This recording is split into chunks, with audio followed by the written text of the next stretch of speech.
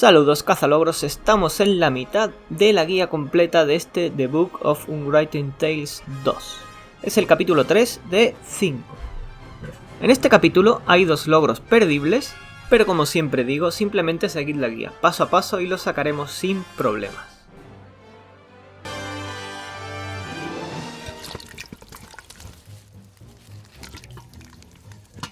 What's the situation? Not good. Another 2 of us have been turned into hamsters.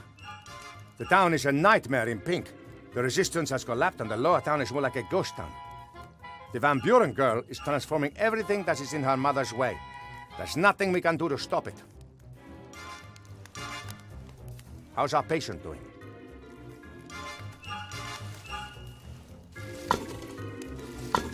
Come on, Wilbur. You can't go on like this.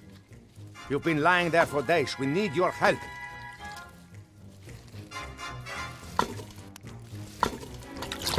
I've already helped enough. How many times have I told you it wasn't your fault? But even if that's what you want to believe, please help us sort out this mess. We have to get the wand of Van Buren's daughter and find a way to destroy it.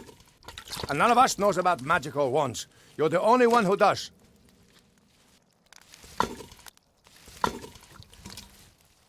I never should have stayed in Seastone, Remy. I want to go home. You might be safe in the White Ridge Mountains for now. But what will you do when Van Buren comes knocking on your door one day and you're trapped? Then you'll wish you'd fought against her while there was still hope. I don't know a thing about magic. I just waved a magic wand around and if all went well, I was able to light a fire. A little girl could transform entire cities with the same wand. But you still know more about magic than we do. And then there's your legendary ingenuity. Where did it get me?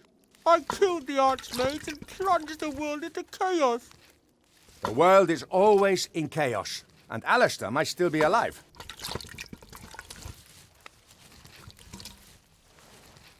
But why would Van Buren leave the Archmage alive? Why not? She feels invincible. And is keeping him as a trophy. Van Buren has turned the school hall into a headquarters because the Archmage's office in the Mage's Tower is hiding from her. And all the rat holes in the school have been blocked off, so we don't know what is going on in there. You gave me the wand back in the day. Where did you get it? I'm on my way there now to look for clues as to how it can be destroyed. Will you come with me? I can't. I'd just make things worse. No, you wouldn't. And you've wallowed in self-pity for long enough. Hey. There's no place for layabouts or cowards in the Resistance. That's not... Yeah? It's not what, Wilbur? You're right. I'll go back to the White Ridge Mountains. Fine. Then go home and wait until the war comes to you. But my ring stays here. Hey, don't! Ah! If you want to know what's going on with the wand, find me at the entrance to the lower cage.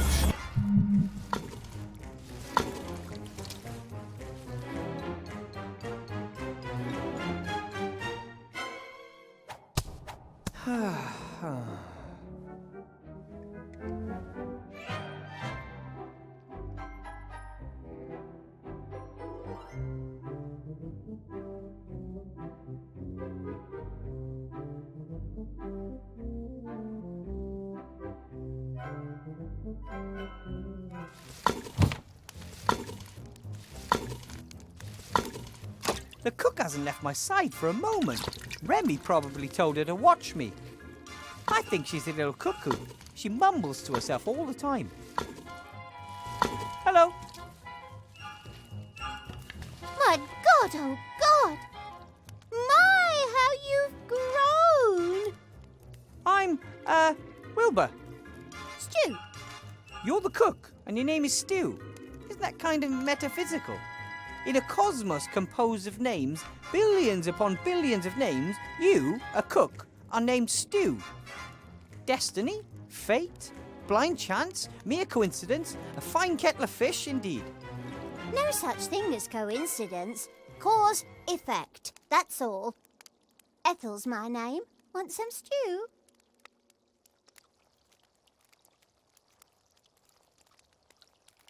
I couldn't help but notice that you, sometimes mumble to yourself. I'm thinking. Well, most people do that silently. Oh, because they aren't thinking properly. You aren't asking the pertinent questions. For example? If glue sticks to anything, then why doesn't it stick to the inside of the glue tube? Why do noses run, but feet smell? Why is abbreviation such a long word? I don't know. You see, you take these things for granted, but it's completely mad. So you're the cook here in the rats camp? Yes, I am good at mixing things. Was a lab rat for years. You worked in a lab? For a mad alchemist, until it got too dangerous. Wanted me to trial a face cream that would make you look 10 years younger. I was only 2 at the time. Oh, right. I get it. From then on, I tried to be really stupid, attempted to fail at every experiment. The question is, if one tries to fail and is successful doing that, has one really failed?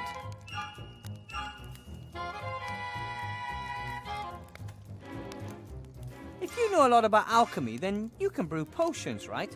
Like shrinking potions, for example. Oh, don't hold much store by magic potions. People start craving them. Start with weak potions from itsy-bitsy little phials, then at some point they aren't enough anymore. Suddenly it's got to be small potions, then medium, then large, then epic. A single vial that would shrink me back to the size of a rat would be enough for me. Oh, no, much too dangerous. It was nice to have met you, Ethel. Knew you already. You lay in Timmy's bed for days. Why? It wasn't your fault what happened to the Archmage. You think? Imagine if a few rats were to die because it turned out that, in reality, you couldn't cook. How would you feel? Not good. I'd blame myself. Would feel stupid. But Monsieur de Dumas requests your assistance. You can't leave him in the lurch. I tried to help last time too, and it ended in disaster. Who can say that it won't happen again? Questions, questions, tricky questions.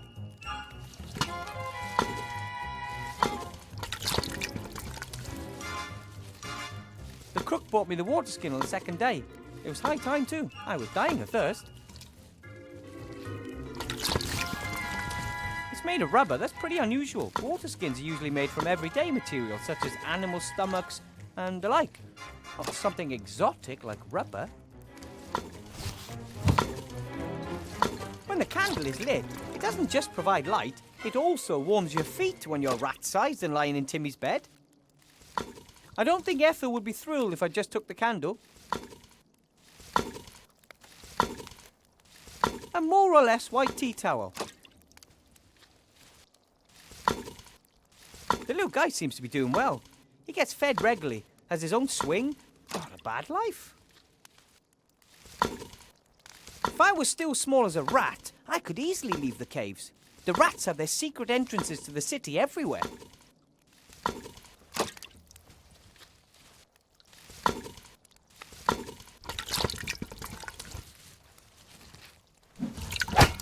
Ouch! That's mine. Sorry. Maybe if I'm very careful. Ouch! If you want something to eat, ask.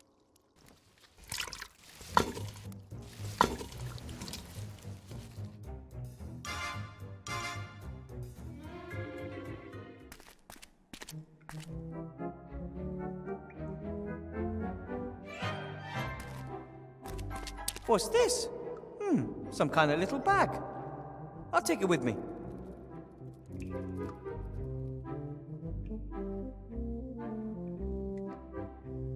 This must be garbage from the upper town. The tableware might not be the latest word in fashion, but it's perfectly fine, apart from the leftovers.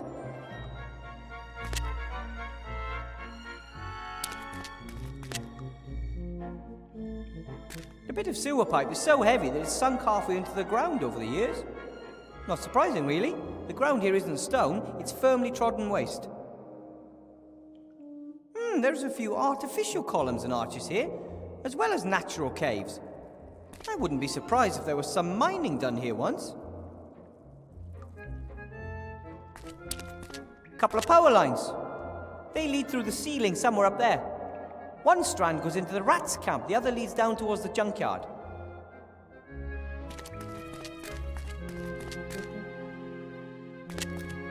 A fur collar that looks almost new.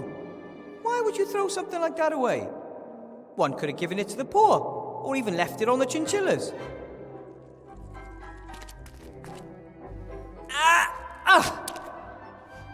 That's all I wanted.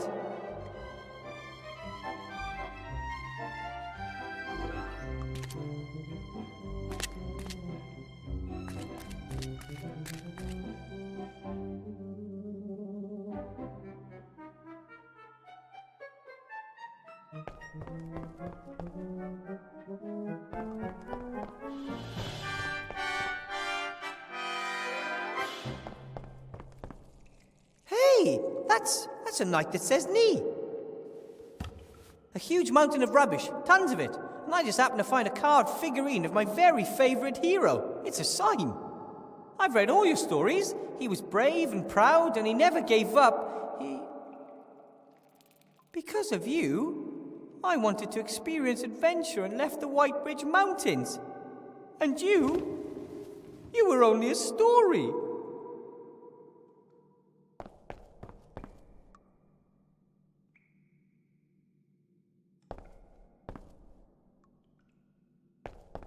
The hole up there is even higher than I thought.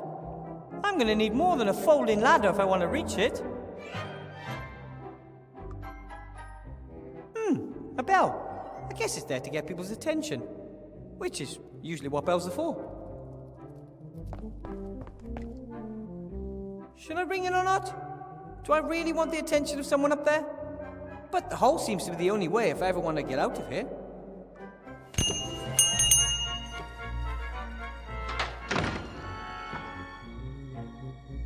Yes? Are you finally finished? Bill? That you? With a vein, a black cat must have crossed my path. Yes, it's me. Could you maybe lower me a rope? No way, you're a wanted criminal. There are posters of you up all over. No matter what they say, I didn't kill the Archmage. Anyone with any brains knows that. You couldn't have harmed a hair on the Archmage's head, even if you wanted to. But as long as that's the official version of the story, I'd rather not think about it out loud. Come on, get me out of here, Bill. I won't cause any trouble. That'd be a first. Please, I want to leave town. Don't blame you, but it's too risky. If Van Buren catches me, she'll probably turn me into a pink, doe-eyed petting lamb. Come on, for old time's sake. I'm not putting my neck on the line for you. Ask your friends, those darn rats.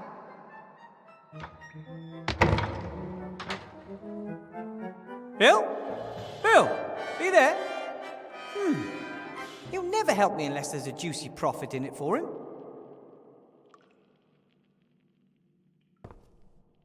The nice thing about the bell, Bill can't ignore me. If he doesn't respond, I'll wake up half the town and people will ask questions.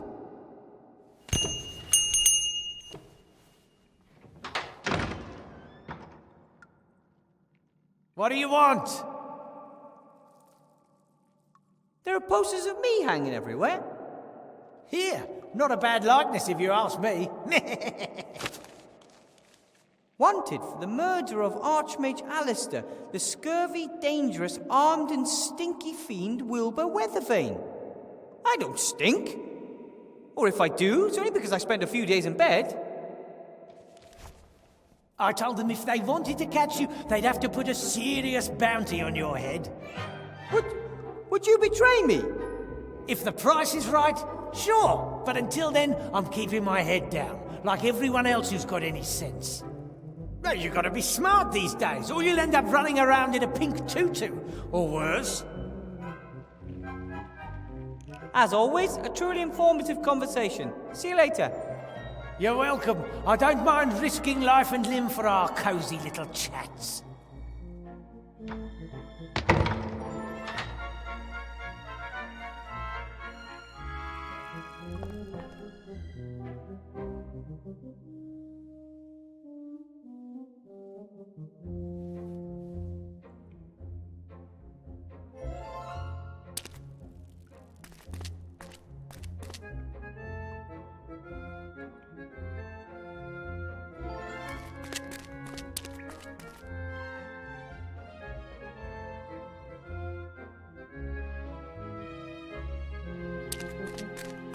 Ah, Wilbur, there you are.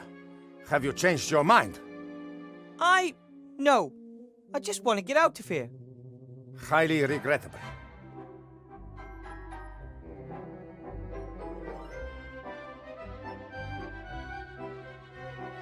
What do you want down there in that dark hole? I found your wand down there years ago. My grandfather, a true rat adventurer of lore, climbed into that hole just to find out what was down there. When he didn't return, everyone thought he was dead, apart from me. You followed him? Despite all the warnings, but I didn't find him. Instead, I found a wand.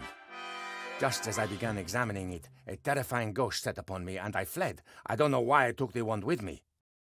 Perhaps it wanted to be taken. When a little gnome came down to our town some years later with big ideas of becoming a mage, I was very proud of my wand and... Oh.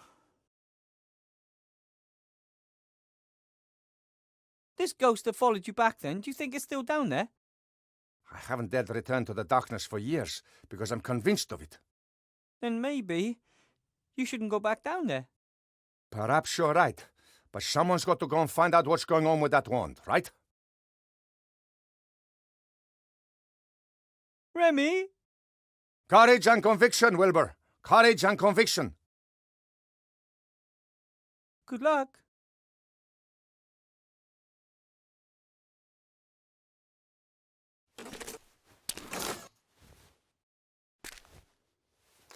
Ah! What the heck? Hey! What's the big idea?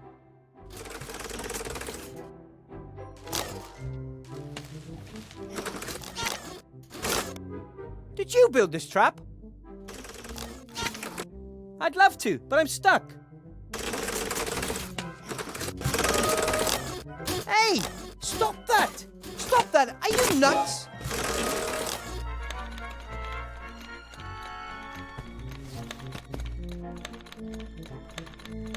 A massive pipe, perhaps iron or lead.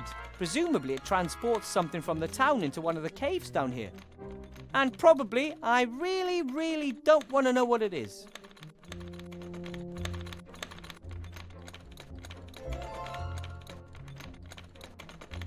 Hey, little fella, I could use some help here. Hello? I think it's trying to hide from me. I probably scared it. An old rope, still in pretty good shape. I can't quite reach.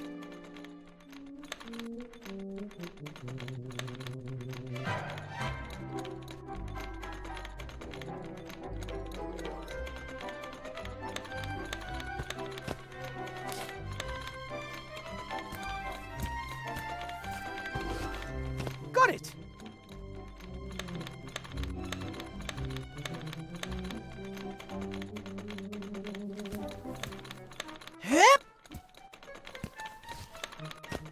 That didn't work.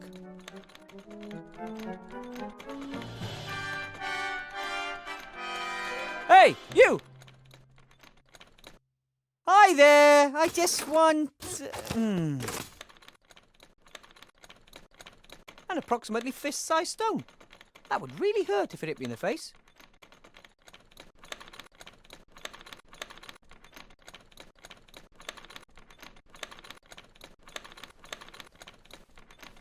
Hope it stays on.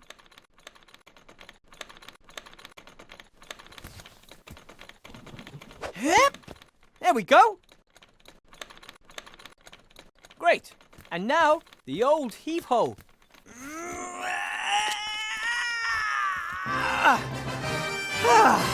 That got it. Hey, wait. I'm not going to hurt you. The rope helped me once. Maybe it can again.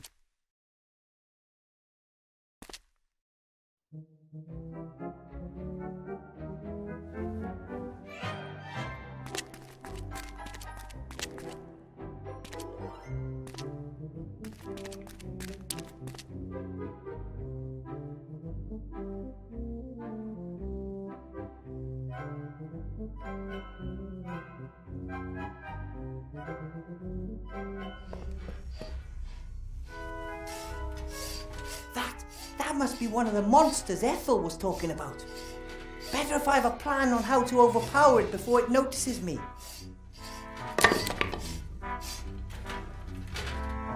Oh, hello. You must be the terrible monster that was destroyed by my son's wonderful trap.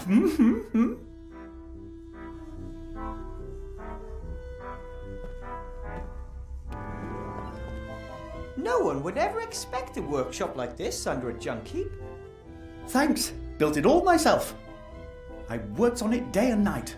Didn't want to disrupt slate production, of course. But it was worth it. My son's an inventor, just like his old man. Here he can learn everything he'll need for later in life. I'm Wilbur Weathervane. You're not going to eat me or anything, right? Wilbur? You're not Nate's little friend, the one that was caught by the orcs in the wildlands? You know Captain Nate? Know him? We idolize him. Without him, I'd never have met the love of my life, Esther. Gulliver's the name. Welcome, Wilbur Weathervane. Feel at home. Any friend of Nate's a friend of ours.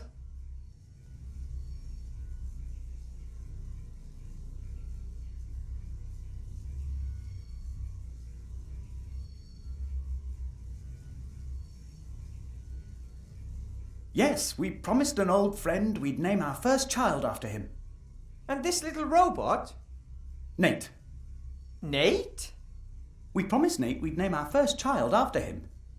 We actually wanted to wait a bit, but my little cherry blossom started having problems with depression, said I worked too much and that she felt lonely. You know how women are.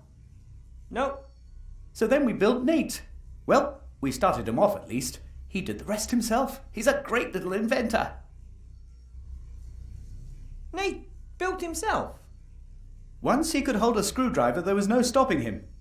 But he doesn't only tinker with himself, he invented most of the machines in here. That thing too? It's really impressive. What does it do? That? He got it in his head that a machine could do my work quicker. But as you can see, it's not working. I think I scared Nate earlier. He's shy and has never seen anyone like you before. In fact, he only knows Esther and me. Where is Esther? Oh, at home, but it's not really presentable. Oh well, no hurry, maybe later. I remember Captain Nate talking about zombies who helped him in the wildlands. Anyway, what brought you here to Seastone? A better life. If you can make it in Seastone, you can make it anywhere. Hard work still pays round here. I learned that from Bill. He got us the job here. Bill the merchant? The most successful trader in Seastone. Only just arrived in town and we're working for a man like that. Not bad, eh? I should be at home in the White Ridge Mountains where I belong. Instead, here I am, stuck under Seastone. Not a pleasant place, and it's better that way. It means everyone's motivated to work their way up and out as quickly as possible. Do you know a way out of here? Diligence and hard work, my boy. But you're probably talking about a door or something. I'm afraid there's nothing like that here. The hole in the ceiling is the only way. I'm not so sure if Bill is really such a great guy. How can you say a thing like that? It was him that smuggled us into town, even though zombies aren't exactly popular here. Sure, it wasn't cheap, But Bill has his costs, and he created a possibility for us to work off our debts. We build these slates for him. They're a hit, he says. He always wants more. Hey, I had one just like that. You see? A hit. Bill has a nose for good business. I'll work hard and learn from him. Then I can finally offer my family what they deserve.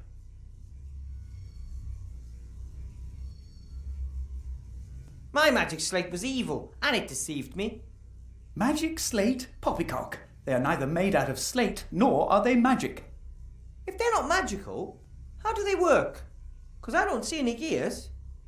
I don't really know. Has something to do with the intelligent stone, as Bill calls it. Fell from the sky one day in a blaze of light. I cut off a thin slab, set it in a wooden frame, and then give it an almighty electric shock. That's all. You pump electricity into the rock and that wakes it up.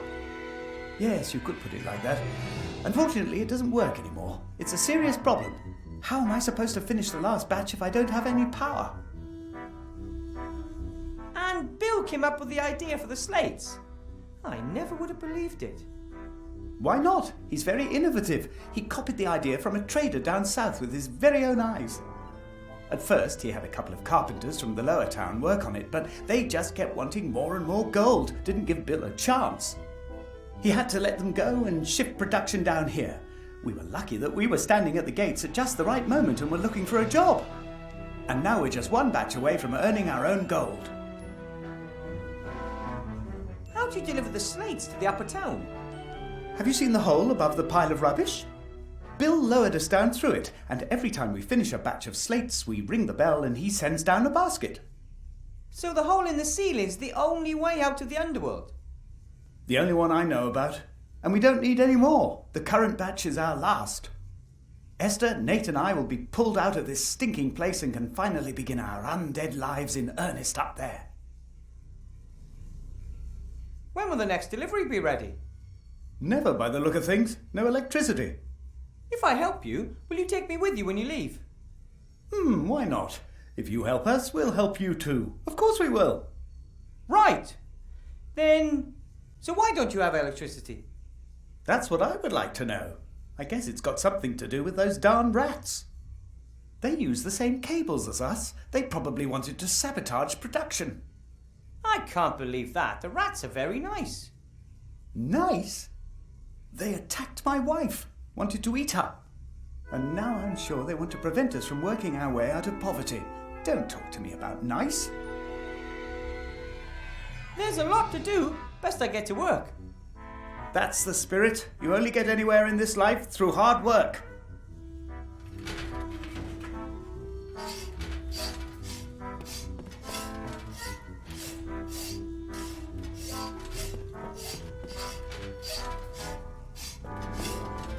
Oh, this is a clock cuckoo's nest. They are so rare. They build their nests in human houses and disguise them as clocks. When the homeowners aren't looking, they fly around and steal cookies and other treats.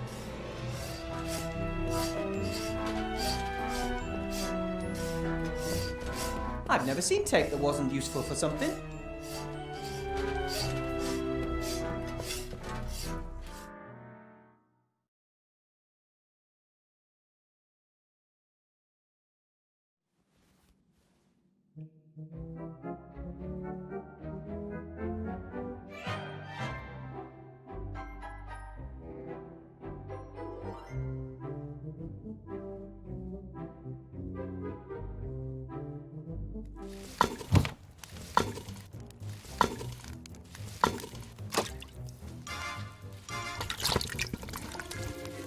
Hi, Timmy.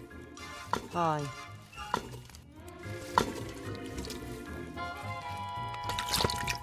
It looks like the power supply's broken. It's been down for 2 days. What happened? The same that's happening all over. Little Van Buren had some fun. We nicked electricity from the old role-play machine in the inn. And the inn's not there anymore. The inn? Not there anymore? What about Sloth and Blount? They're fine, for now. They play along nicely and keep their heads down. They might have a chance. Oh, bother.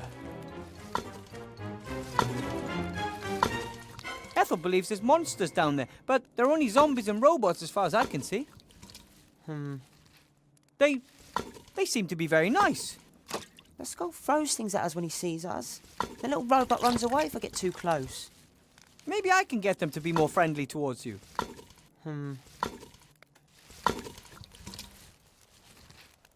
I know this isn't what you want to hear, but do you know any way out of these caves? Dozens? Even one in my size? No. Apart from the unreachable hole in the ceiling, of course. That's exactly what I was afraid of.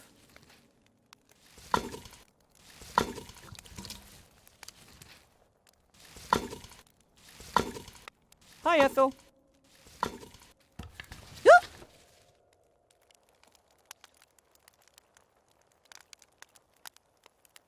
Rebby's gone. He's descended into the dark hole. Oh, he is so brave, all alone in the dark. He's taking another big risk. I wonder if that's such a smart idea. Oh, one of the downsides of risk is that it's risky. Do you have any idea why there's no electricity? Nope, not a clue. Don't like electricity.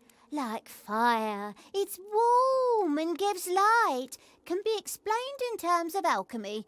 Electricity is like magic. Do you know if there's a way out of here? A gnome-sized one, I mean. That big? No. However, Monsieur de Dumas has a shrinking ring. He took it with him. Then he probably wanted you to stay here. He can't understand that Maybe I'll feel better after a few weeks at home. Maybe yes, maybe no. He needs a friend by his side. Not maybe, not in a few weeks. Now. Thinks the world of you. All rats do. Then I'm afraid you've picked the wrong guy.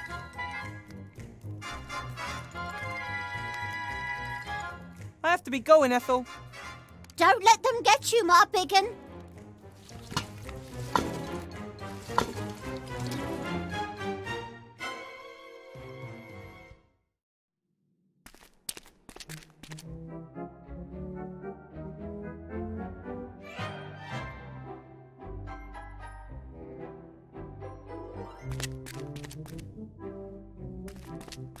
There isn't much you won't find down here.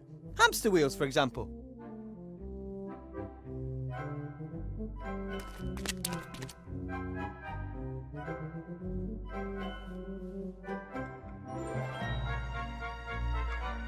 Doesn't look like the wheel got used much. Somewhere there's a lazy fat hamster. The fur would fall out right away. I need some way to attach it.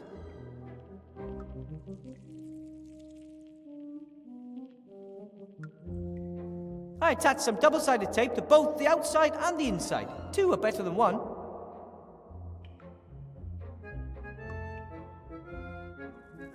I'm not quite sure why, but I glued the fur onto the inside of the wheel.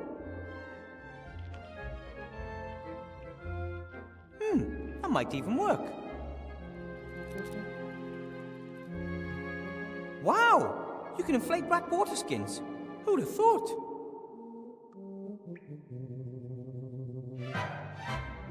Okay, I'll put the balloon in the middle.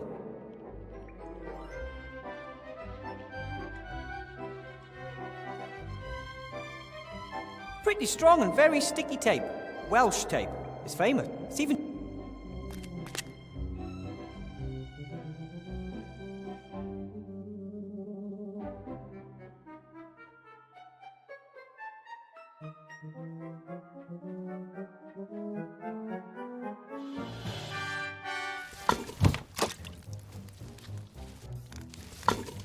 Hi, Ethel.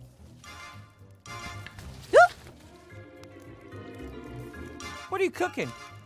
Stew. It's always stew. Tasty. What kind? It's always the same. Has been for years, but new things are added every day. Whatever happens to appear. Do you want a bowl full? Well, I guess I'm kind of hungry.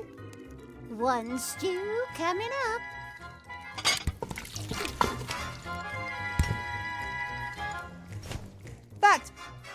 This tastes fantastic. Cooking is like alchemy, just fewer explosions.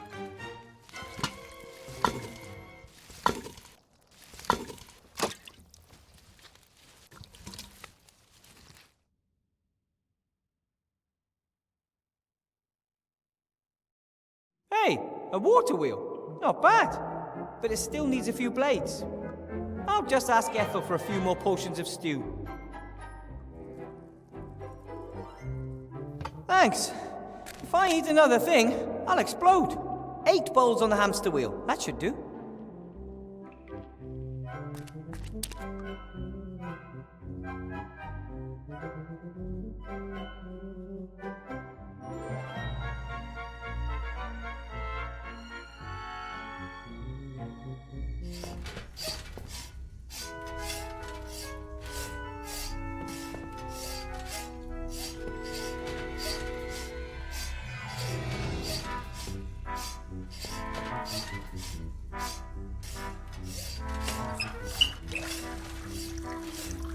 And this is the moment of truth.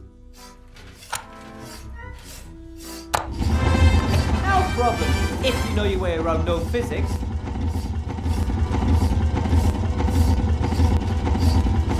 Hi, Gulliver. Hello, Wilbur. I am the master of electricity. Excuse me? We've got electricity again. Really?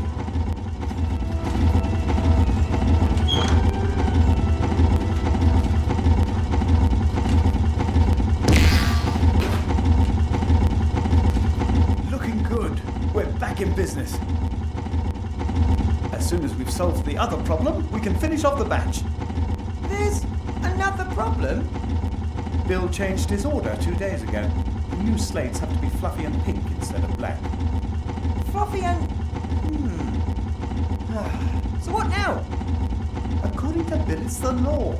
Esther is already looking for a solution. Please go and ask her how she's getting on. Okay, but once we solve the problem, can we get out of here? Of course. As soon as we have a solution, the batch will be ready in 2 or 3 weeks.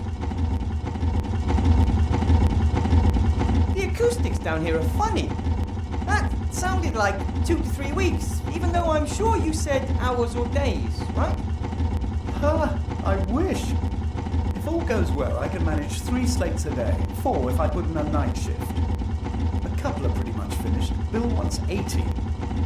I want out of here, and I don't want to wait another 3 weeks. You can't always get what you want. Perhaps you can help me cutting the rock later. That might save 2 days. But...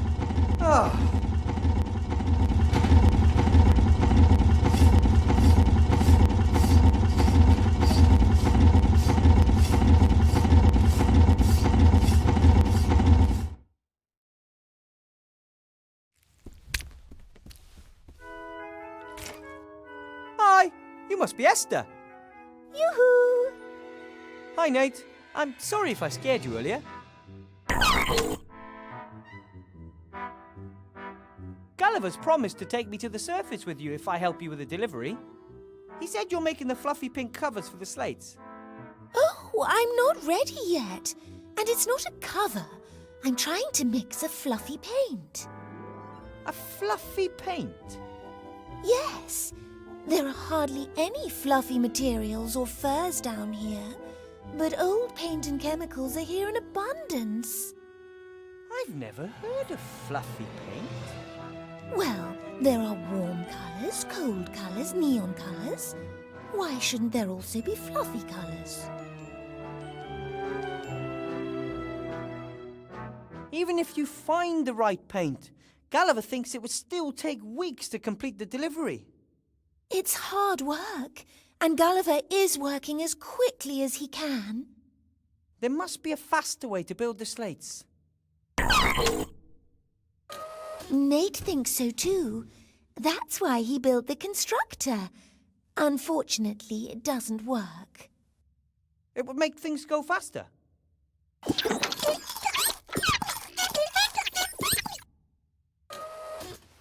Well, not much faster. It would still take a few hours. Nate and Gulliver seem to have gnome blood in their veins. No, Nate has no blood. Gulliver might have something sticky in him. That's, not what I meant. I meant they both like to invent things. That's right. They used to make things together, but now, because Gulliver has so much to do, he doesn't have any time for it anymore. I know, but Papa is only working hard, so he'll have more time for you later.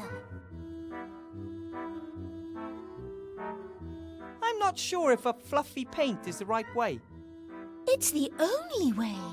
We have to work with what we've got. I'm sure that a good alchemist could find the correct mixture. Ah, I know someone who's good at alchemy. Really? Would he help us? I don't think so. She's actually the cook in the rats' camp. Oh, the same old story. The rats are lovely, and you folks are easy to get along with too. Why don't you like each other? Oh, it all went a bit badly wrong. We had had a long journey. We lay down in the rubbish to have a bit of a rest. At some point, I woke up and saw a rat nibbling at one of my fingers. She must have mistook me for a discarded tidbit. I only realized this much later. I was very surprised and shouted very loudly. Ew! And then? Gulliver jumped up to defend me. In doing so, he pushed over a heap of junk that buried him as well as the leg of the fleeing rat. Gulliver was shouting wild threats out and trying to free himself from the rubbish. I went over to the little rat to try and help her. She must have took fright. She gnawed off her leg and limped away. That's truly a tragic story. Since then, Gulliver believes all rats have it in for us. He wants to protect me. He won't let any rat into the vicinity of our home and has forbidden Nate and myself to talk to them. But if Ethel the cook wanted to help, would you let her? Of course. Why not?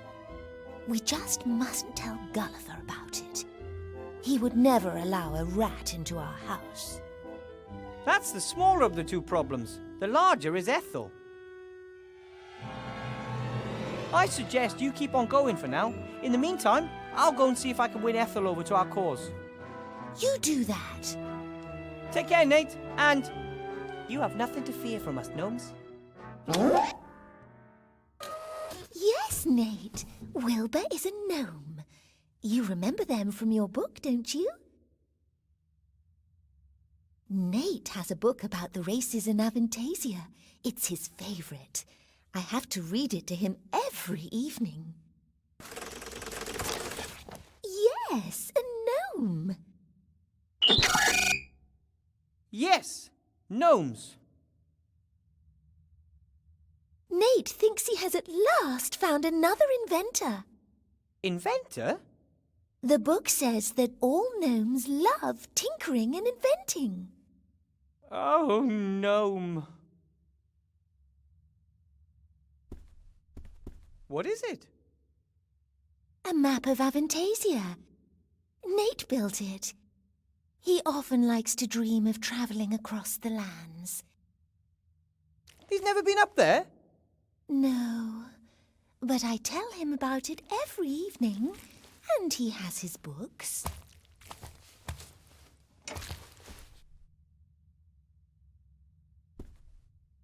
The map is made from old sheet metal and recycled parts. It must have taken forever. I really hope one day Nate gets a chance to visit some of these places. A small socket wrench. Nate must have used it to build the map. I'm sure he won't mind if I borrow it.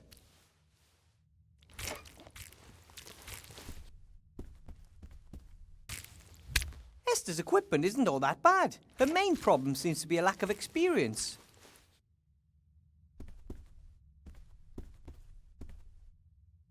This looks like scales used by some of the merchants in the market. But this one's broken. One of the pans is missing.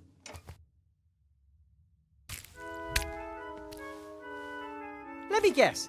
This is one of Nate's inventions. Of course. It makes us breakfast every morning. It works? Let's just say the next thing on my wish list is a machine that will clean the kitchen up after breakfast. An empty bird cage? Oh, Nate often feels lonely when Gulliver and I have to work. We thought a bird might be a bit of company for him. I'm making good progress. I've already found a batwing and a few frog eyes. Yeah. It's fine white sand. I can't just put it in my pocket. I need some sort of container.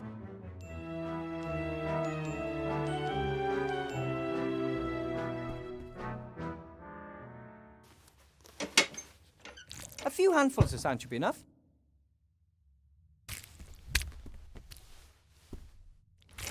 An empty bottle of cognac with a little musketeer hat for a cap. It says, another one for all on the bottle. I don't like alcohol, but the cap's funny.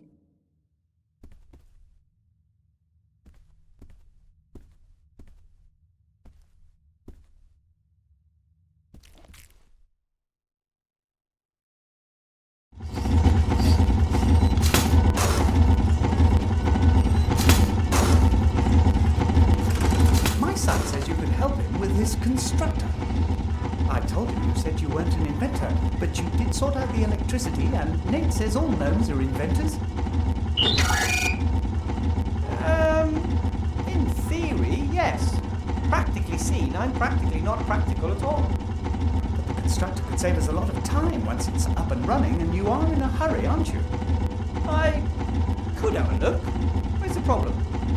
We need a strong fan belt. All the ones Nate tried so far have torn. And we need coal for the steam machine. Wood and garbage don't burn hot enough. I still can't say for sure whether the machine will actually work. Not all of Nate's inventions work at the first go. Hey! V-belt and coal. Sounds doable. But don't forget we still need the fluffy paint as well. How could I? Work never stops. It looks like you'll have some help. Don't cause any mischief, boys.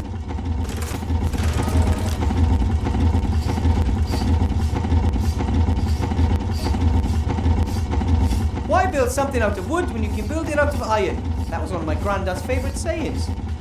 That philosophy brought me iron toys, iron shoes for the garden, and lucky, my iron horse. Gulliver, may I please borrow some boards? No problem, I've got more than enough wood to complete the order.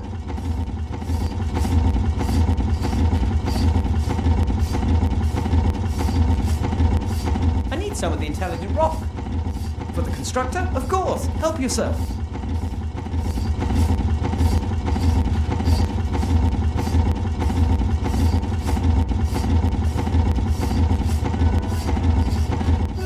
Although it looks more like a replica of a cockatoo's nest.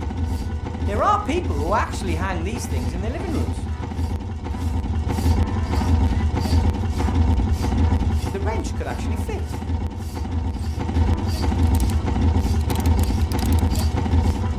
It's worked! It's ticking! I'll set the hands to 12 o'clock.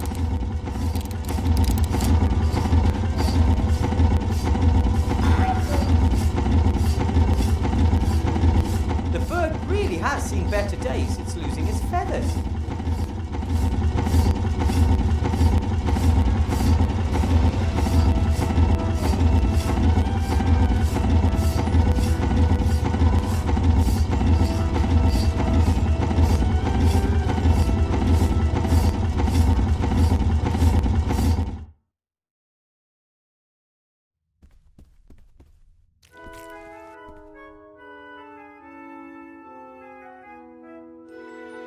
I brought Nate a little bird. Oh, that's so kind. Now we just need a thunderstorm to bring it to life. You can do that? You don't? At any rate, I'm glad I could help.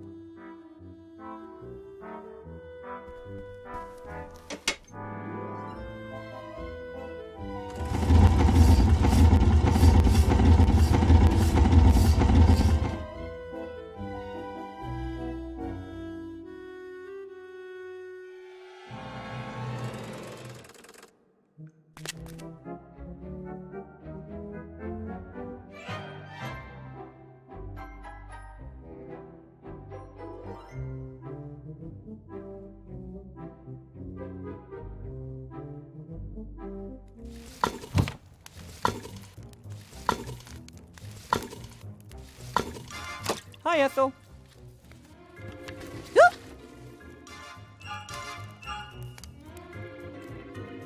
I met someone who needs help. Your help, to be exact. Some kind of burning question he needs to ask? I don't have any answers. Only more questions. He is a she, and it's about an alchemy problem. She wants to mix up a, fluffy pink paint. Understood. That's doable. Doable? Then can you show her how to do it? Yes. Monsieur de Demar always said we should help others. Where is she? There might be a little problem. A little problem? What? She's just an itsy-bitsy teeny-weeny little problem. Tinsy tiny little problem? Who is she? She's, vivicationally challenged? Well, you know, I mean, how should I put this? She's, a zombie. You wanted to take me into the monster's cave? They're not monsters. Their names are Gulliver and Esther, and they don't want to hurt you. Well, we should probably stay away from Gulliver at the moment. I'm not doing that. No chance.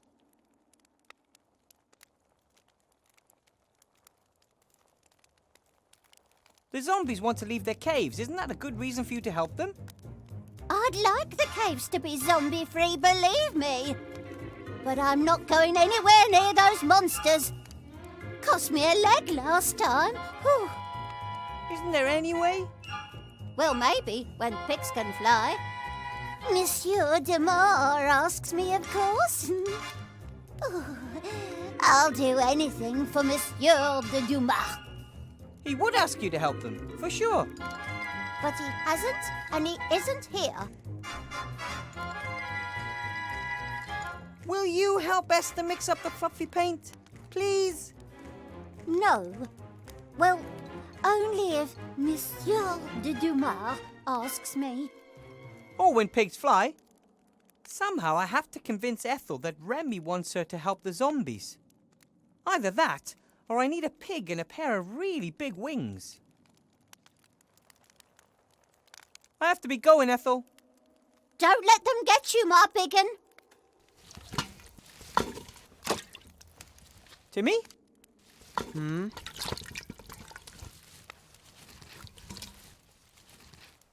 I could use your help, Timmy. And? It's about the zombies. I can't manage it alone. I'm supposed to help people who throw things at me. What do you get out of it? They're going to help you out of here so you can just run off?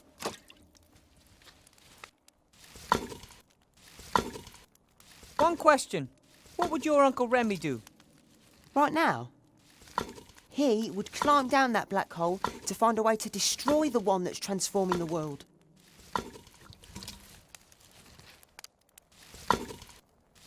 The zombies need our help, Timmy. Why should I help the zombies? You know Bill, the merchant? He smuggled them into the city and lowered them into this hole. Now they have to slave away for him down here to pay off their debt. He's exploiting them. They should just stop working for him.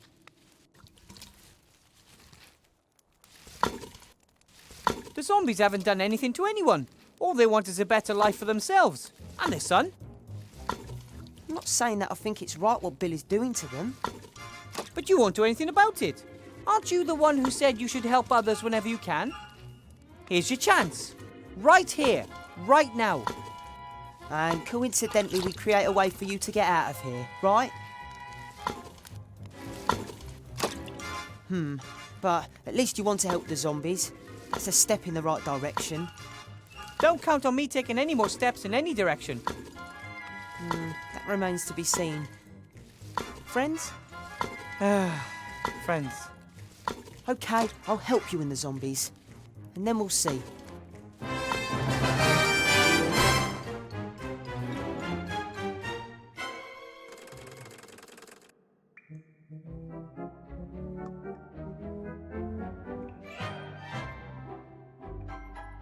I have a little cape here, Timmy. And what are you going to do with it?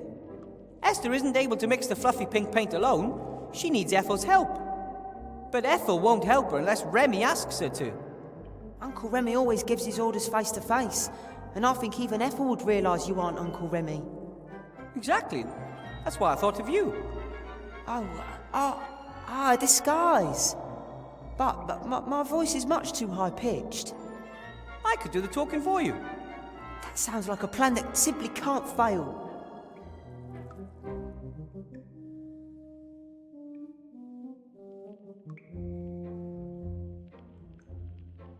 A musketeer hat with a feather. That reminds me of someone.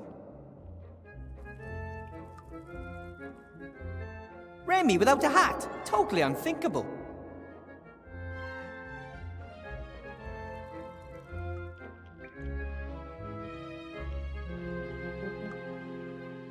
Put the disguise on to me.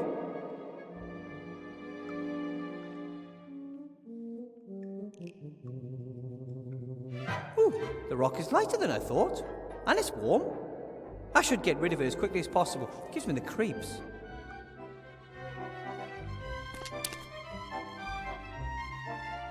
Put the disguise on to me.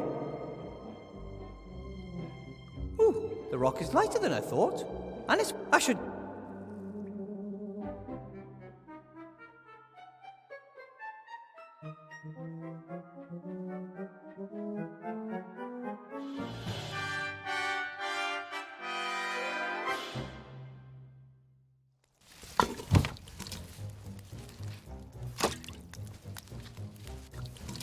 Hey, Timmy, do you think you could bring me that towel? I don't think so. Ethel is eagle-eyed when it comes to her things. Can you distract her so I can try? Sure. Hi, Ethel. Stu? Good grief, what do you look like? Oh,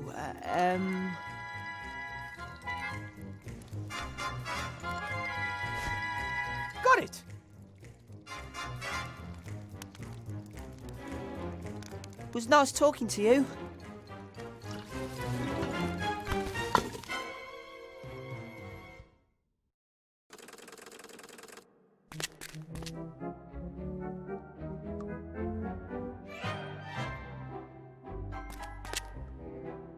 Oh, okay. Ugh! Now the towel's all dirty and greasy, but the dishes still aren't clean.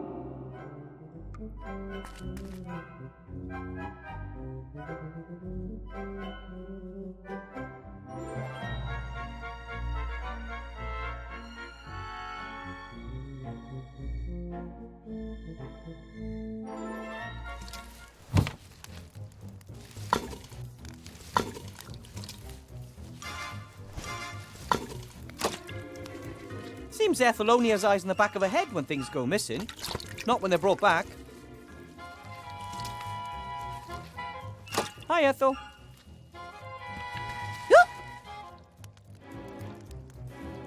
Can I have some more stew? But of course, my big un.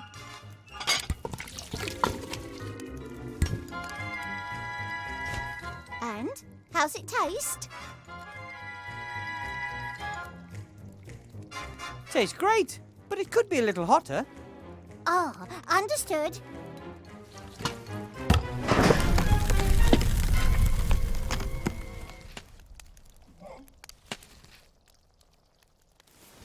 Is something wrong? Sight is getting weaker and weaker. Everything is blurry and unfocused. Oh, we'll have to have a go at some youth potions again.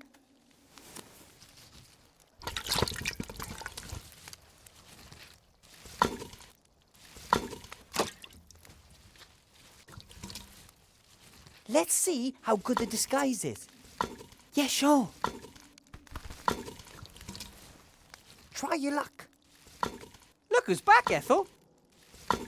It's me, Remy. Monsieur de Damas. Monsieur de Dumas, you're back! Yes. But only very briefly, because I have to go back. What is lurking down there at the bottom of that frightful hole?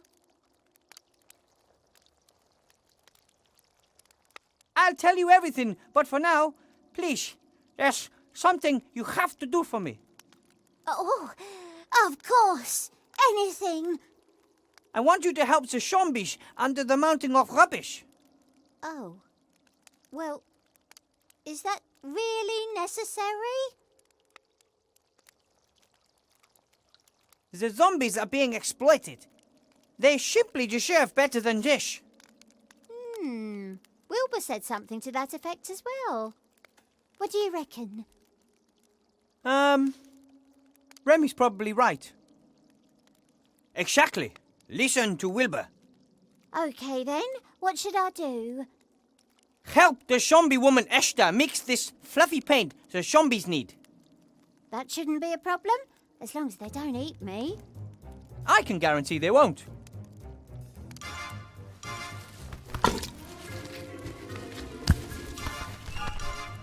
Oh, Timmy, you're here too.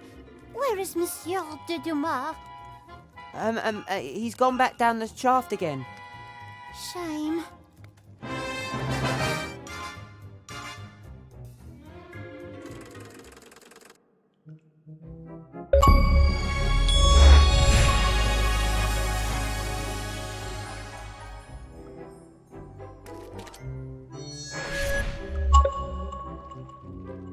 That's, firework.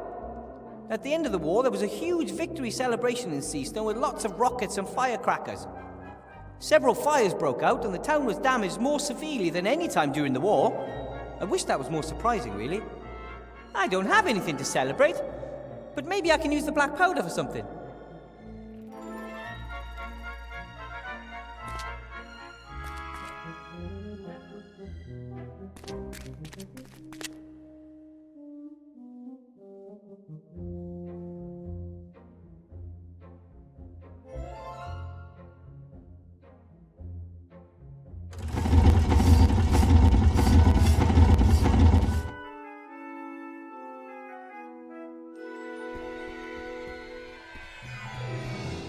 Hi, Esther.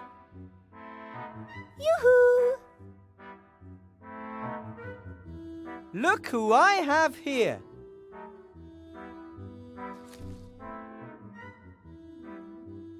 This is Ethel. Ethel, this is Esther. Oh, hello. I think you've already met.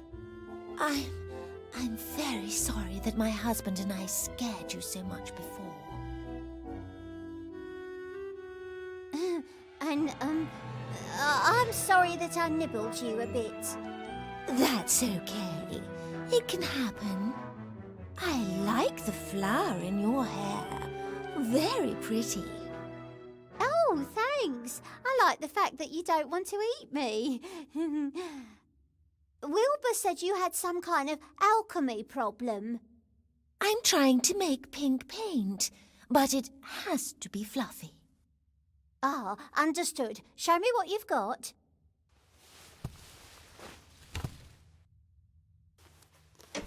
Peace between rats and zombies. That feels pretty good. And you two? Making progress with the fluffy paint? Of course we are. Ethel knows her stuff. Well prepared, well prepared.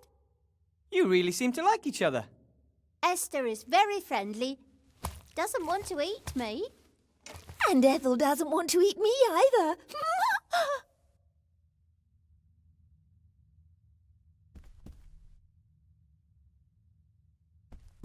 Ooh, another firework. Ooh, another firework.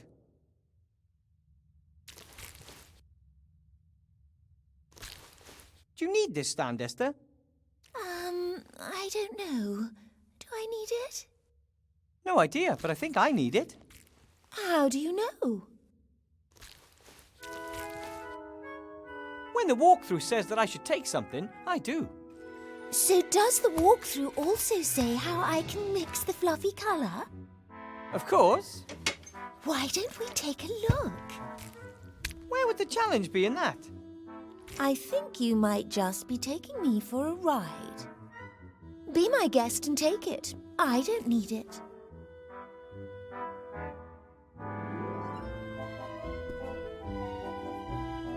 Do you want me to see if I can find a second pan for the scales, Esther? Oh, don't. Just leave it.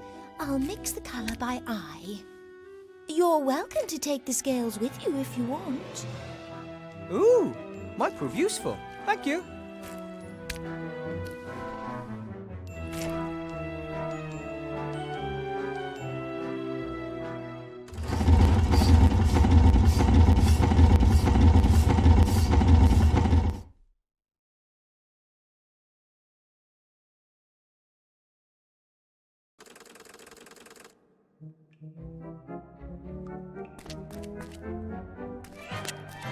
That V-belt up there, would it do the job? All right then. Then we just got to get it down somehow.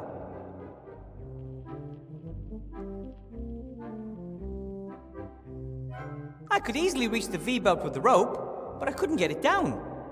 It's hanging over some kind of hook.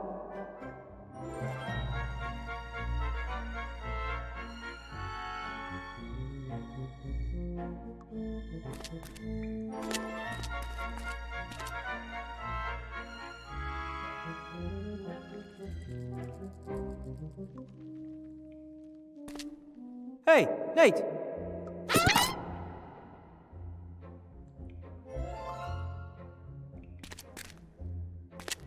Hey, Nate! Get on the other side!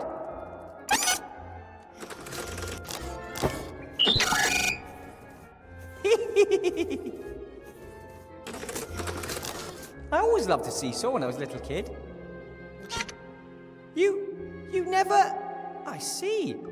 He always has too much to do. No problem. We can seesaw anytime as long as I'm here.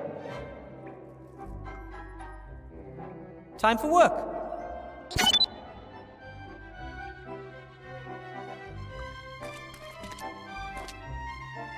Stand over there, Timmy. What are you doing? I am working on something.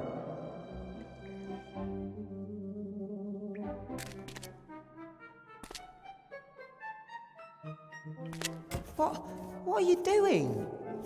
Don't you like seesaws? Oh, seesaws are boring. Ungrateful kids these days.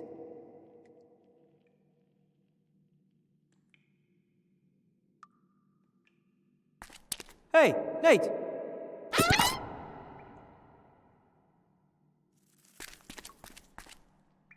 Another round?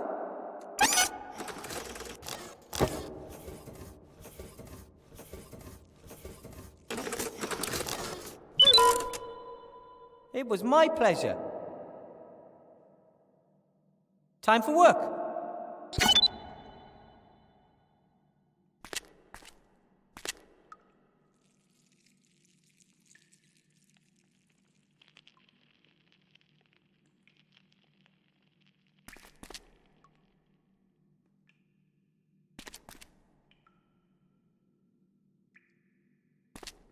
Stand on the seesaw again, Timmy.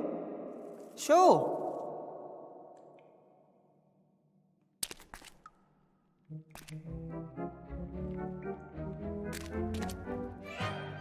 Maybe I can get a better view from up there. Yep, definitely better.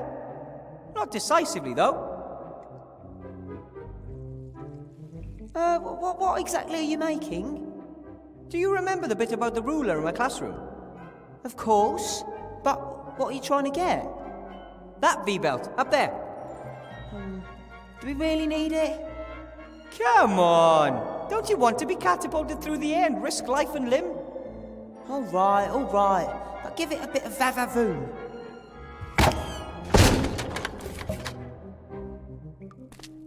Everything okay, buddy? Wow, that was awesome! And an ogre's hand with too low.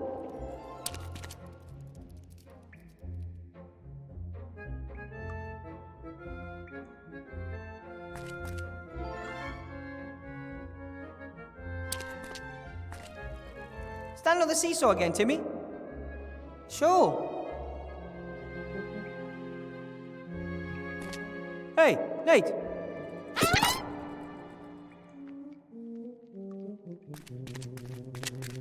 Nate, can you come over for a minute? I need some extra weight.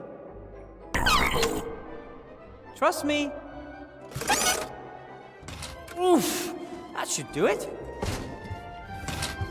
Ready, Timmy? More power! Woo woo woo! That's it.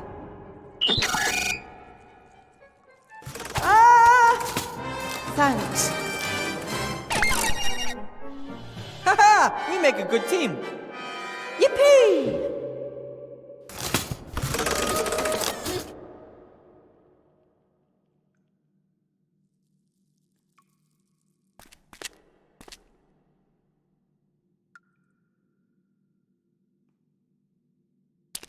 Ooh, another firework.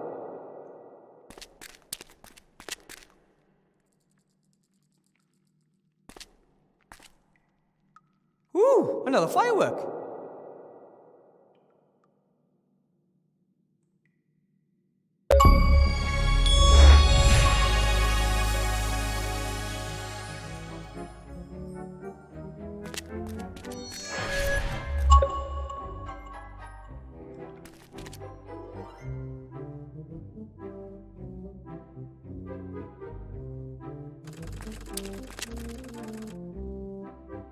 Ooh, another firework.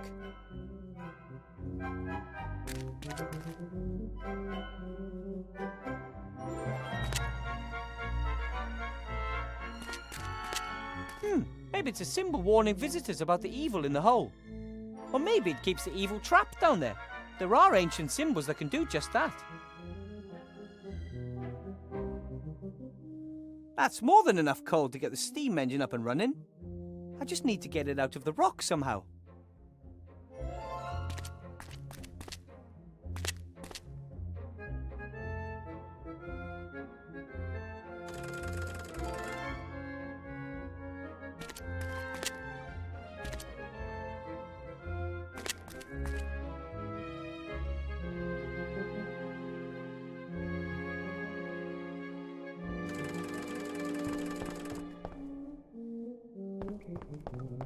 Ooh, another firework.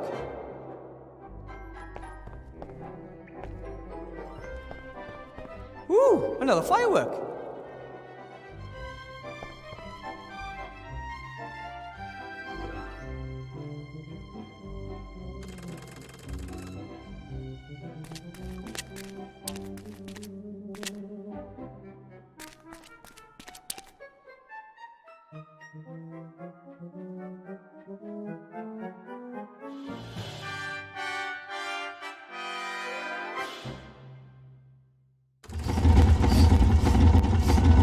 Ooh, another firework.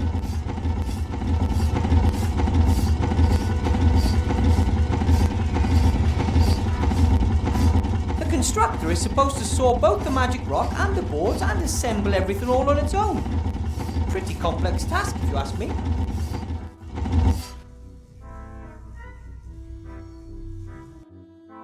This monster could speed slate delivery production up so much that we could even finish that last delivery for build today. All we have to do is get this machine wound up and rolling.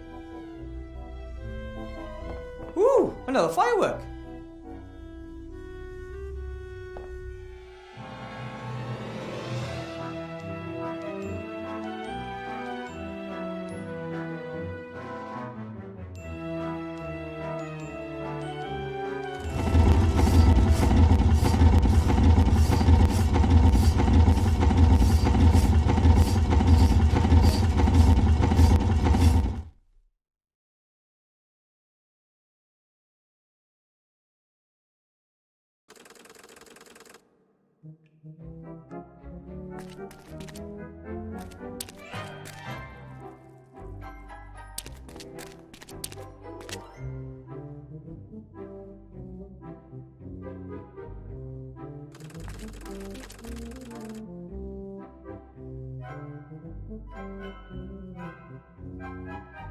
So, let's see. If I roll the gunpowder from the fireworks up in the poster, I'll have a stick of dynamite.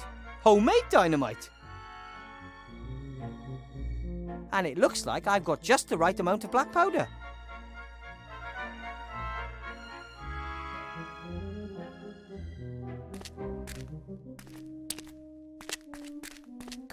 that should work.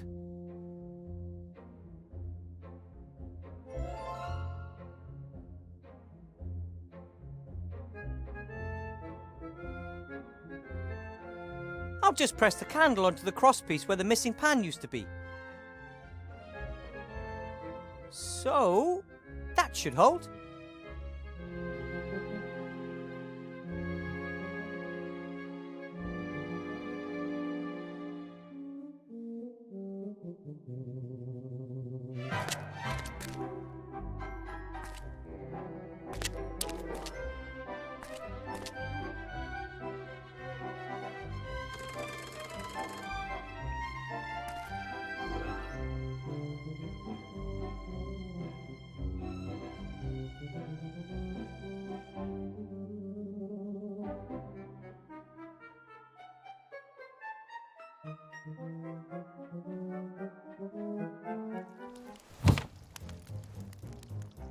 Ethel won't need this while she's with the zombies.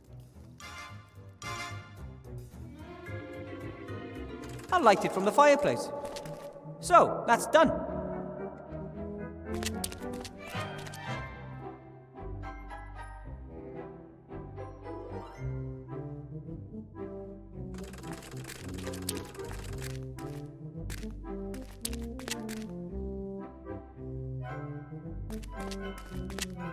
I'll just press the candle onto the crosspiece where the missing pan used to be. So, that should hold.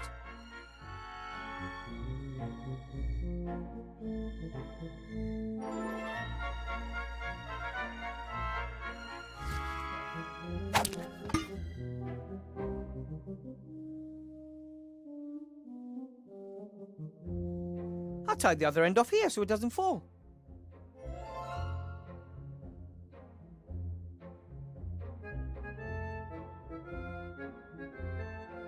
I'm sure I could use that to pierce a hole in the sack, but then the sand will slowly flow out.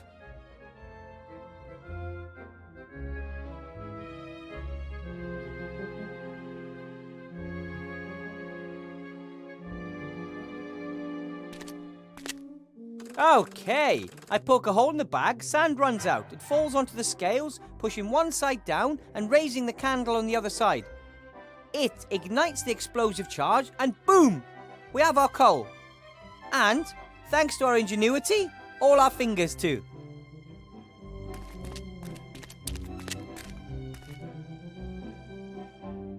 Everyone take cover!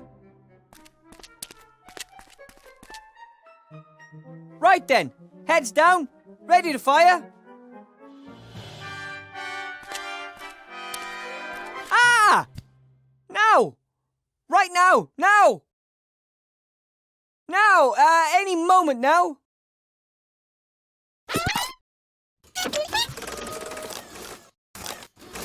Nate! No!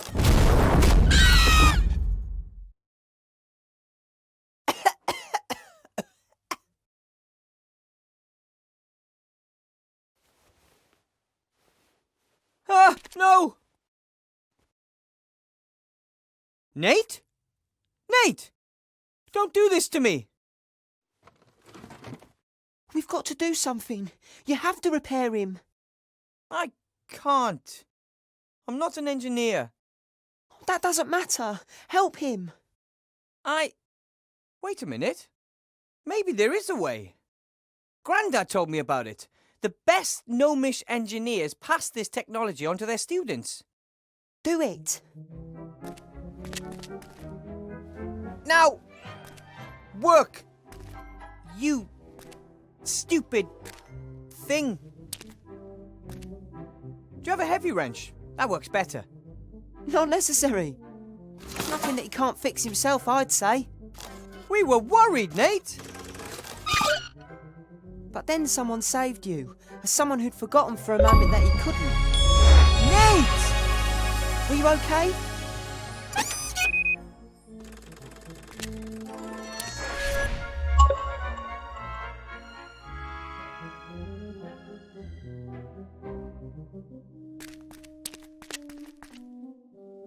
Dwarves believe coal brings happiness. I think it mostly makes for dirty fingers. Okay, guys, let's get the pile to the workshop. No, you're just fine. You can help.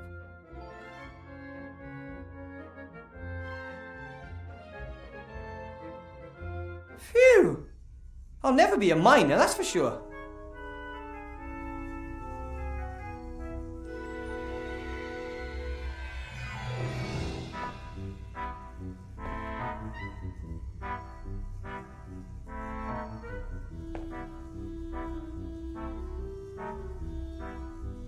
That looks good.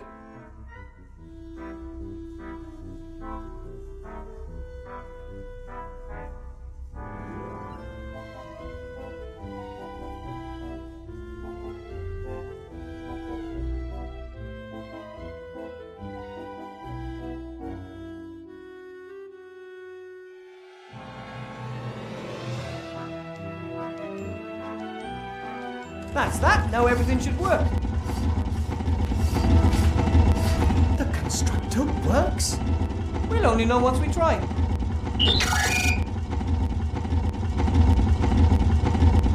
Come on then. All hands on board. Let's get this thing up to speed.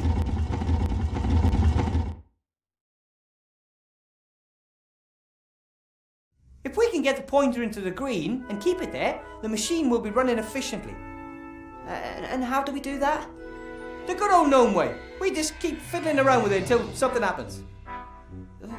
All right, you're the boss.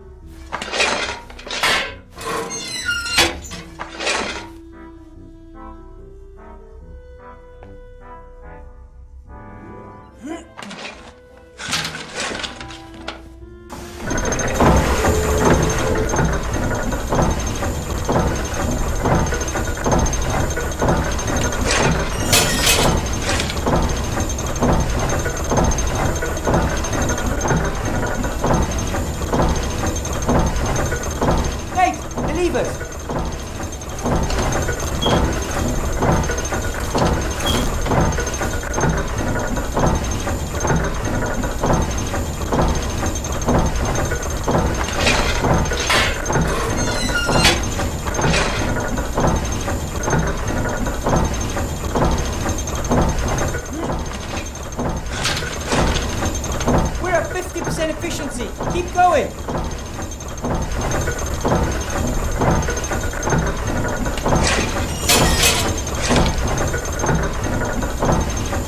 Nate, oil.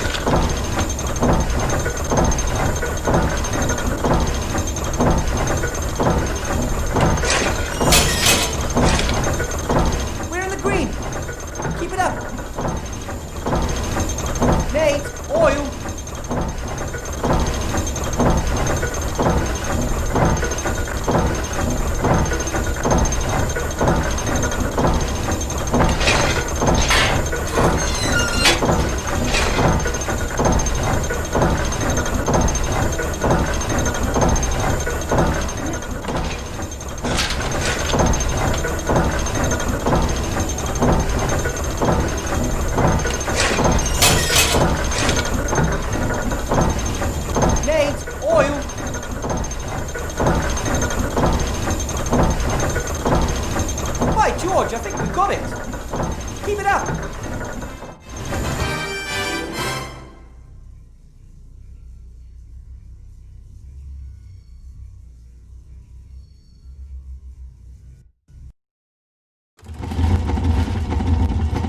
It's beyond our wildest dreams. The slates are practically flying out of the machine. If only we had the paint too. Here we are. Fluffy pink paint, as requested. What's that? That's Ethel. She's been helping me. But isn't that... Yes, and she's my friend. Now, clear a space there. We have to paint the tablets fluffy. Yes, Buttercup.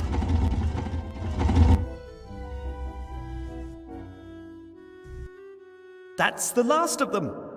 And that means the way to the town is open for business. Clean air, the wide sky, and Timmy's already gone ahead to organise a few chocolates as a welcome gift. We wouldn't have managed without you, Wilbur. The slates look fantastic. How did you manage to make them so quickly? We all worked together, and we had the constructor. 50 slates an hour, rather than 4 a day. 50 slates? Do you know what this means? The slate business is profitable again, despite the poor price, thanks to low production costs.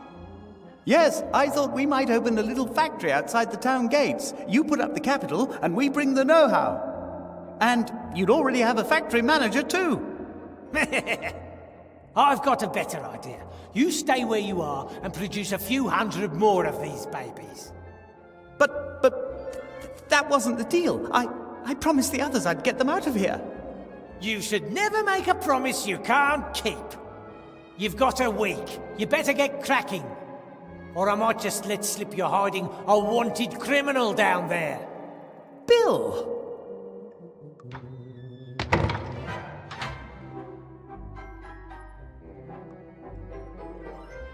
Gulliver, I'm so sorry.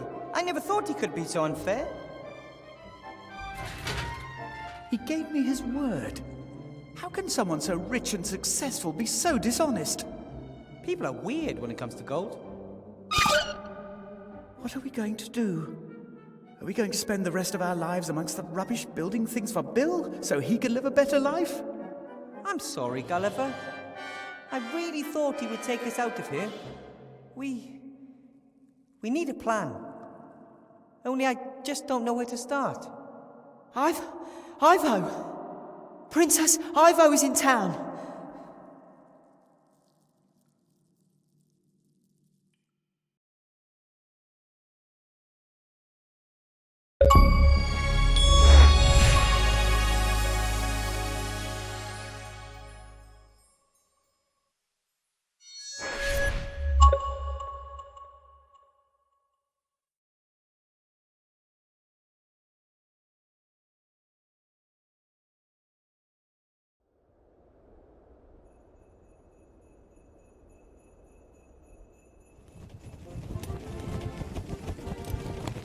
What the hell are you? Whatever you are, you'd better make like a tree and get out of here.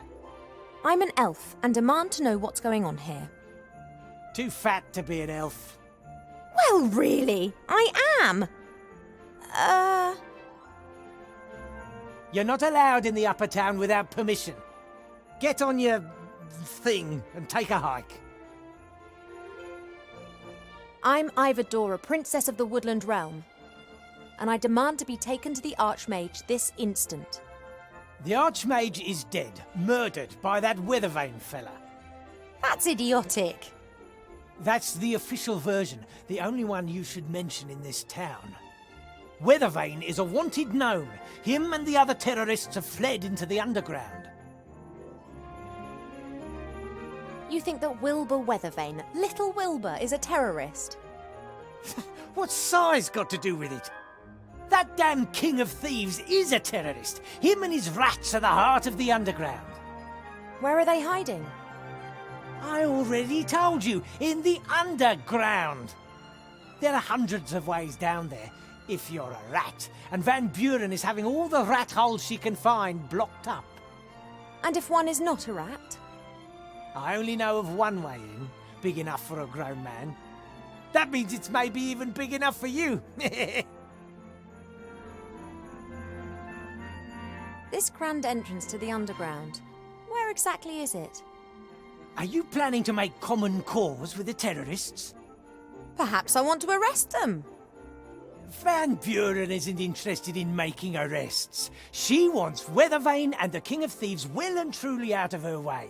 They both mean trouble, always have done. I've got nothing against your friend, but I'd love to see that little French rat with the Spanish accent put to the sword. Where's the entrance? You won't get any information out of me, Elf. Trust me, I'm doing you a favour. I'm sure I'll find out exactly what I need to know. You shouldn't be here. You should save your skin and get out of here while you can. You've got to think for two now. Don't forget that. Bye. Come on, Buttercup. Perhaps we'll find out more elsewhere.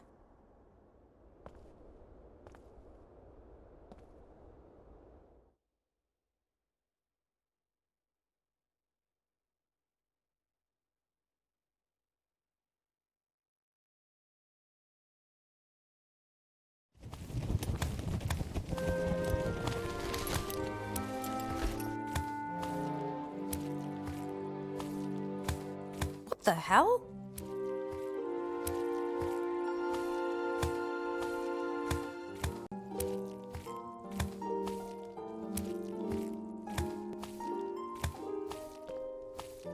Wanted for the murder of Archmage Alistair, the dirty, rotten, dangerous, armed and whiffy fiend Wilbur Weathervane. The wanted man is armed and dangerous. Ha! Wilbur might be many things, but armed and dangerous? Hi there. Well, hello there. Oh, what do you want? Wanted for Archmage's murder? Has this dangerous terrorist still not been apprehended? It's a lot of nonsense. Van Buren wants to get rid of the rats because they're Alistair's allies. She calls them terrorists so that her people can snoop around under the pretense they just want to block off the rat holes. Completely incidentally, wink wink, they find out, of course, who lives where and what they think of Van Buren. You jeeper troll dung, I tell you. Hello, Mr. Fox. Oh, shit. It appears we need to have a little conversation. I'm sure he didn't mean it. Of course not. Perhaps we could...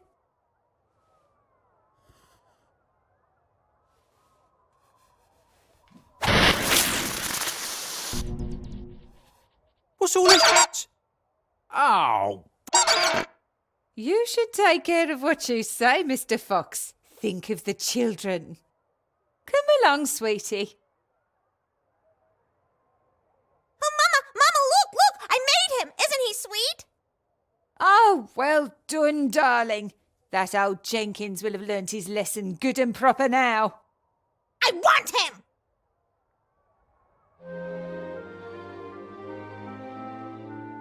Perhaps we can reach some kind of agreement.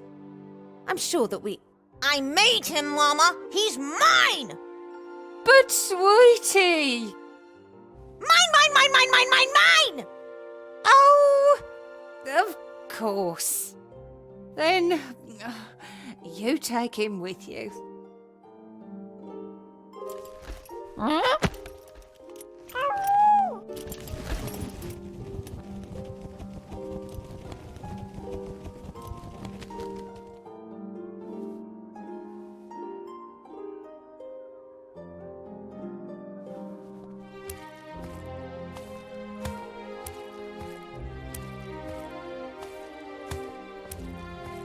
I didn't see them. Sorry. It wasn't your fault. It was my carelessness. Ow. Can you tell me anything about the murder of the Archmage? Yeah. Was there actually any murder at all? I mean, is he really dead? Wilbur and the rats would never have harmed him. They're being made into scapegoats? Assuming the Archmage is still alive, Van Buren would have kept him close by, wouldn't she? In the Mage Tower?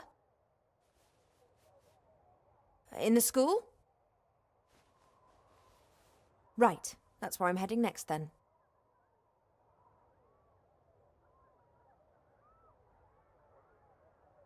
What are you going to do about those things around your head?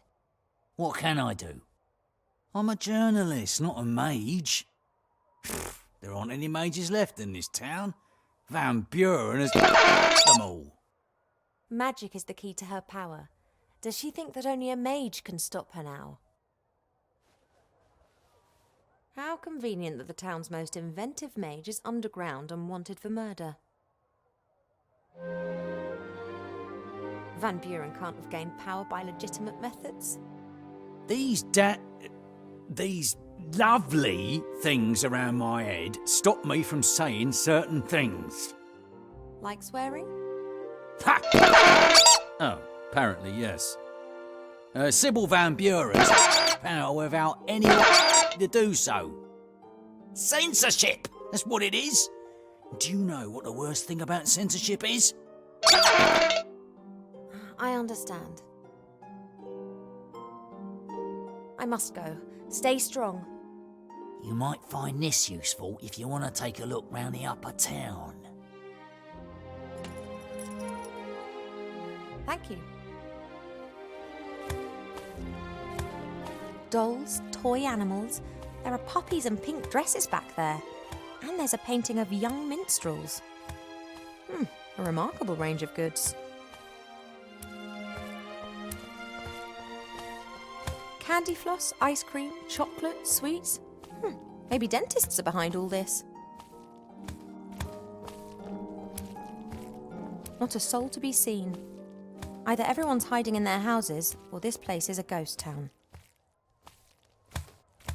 I'm an elf and don't feel the heat and cold as much as humans do. Otherwise, elf girls' clothing would be extremely impractical.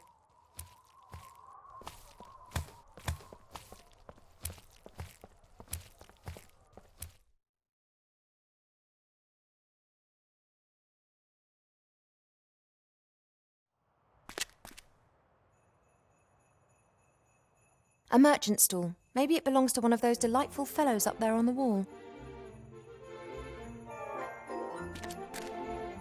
Sea stone. I've never understood why so many people want to live in such a small place. The whole town looks like a rubbish tip over a sewer. Despite this, everyone was drawn here after the war. Sea stone stood for freedom, the wide world, success. If you can make it here, you can make it anywhere.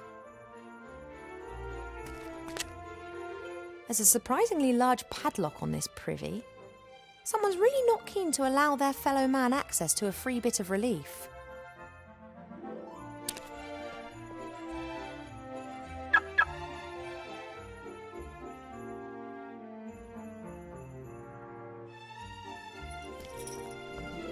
Stop!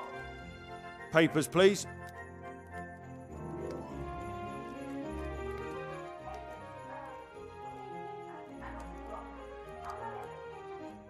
Freeze. How come you have a key to the upper town, but no papers to prove you belong here? I've not seen you here before.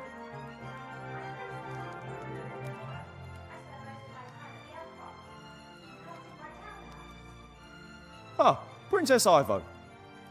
I didn't recognise you. You look so different.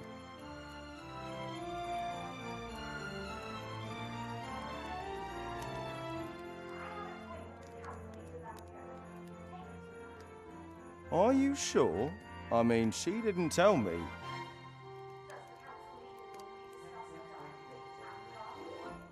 No, but...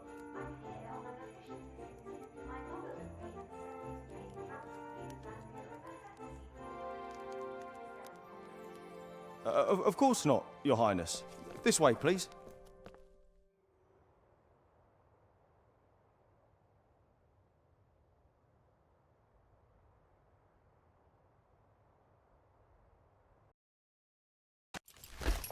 Thank you. That'll be all. But... Council Leader Van Buren. What now? Oh, you. Why are you bringing the elf in here, Shieldhand? The elf is Princess Ivo of the Woodland Realm. I'm here on official business by order of my mother, the Queen. Princess Ivo? What an honour! How can I be of service to you?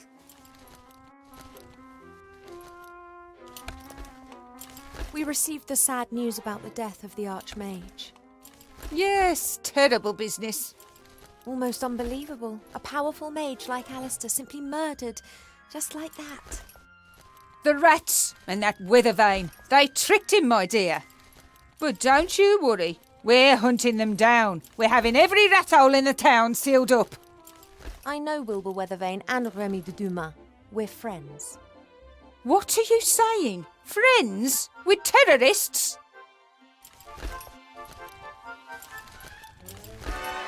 Enough of this nonsense. Where is Alistair? What's happened in the town? And why are you trying to put the blame onto Wilbur and Remy?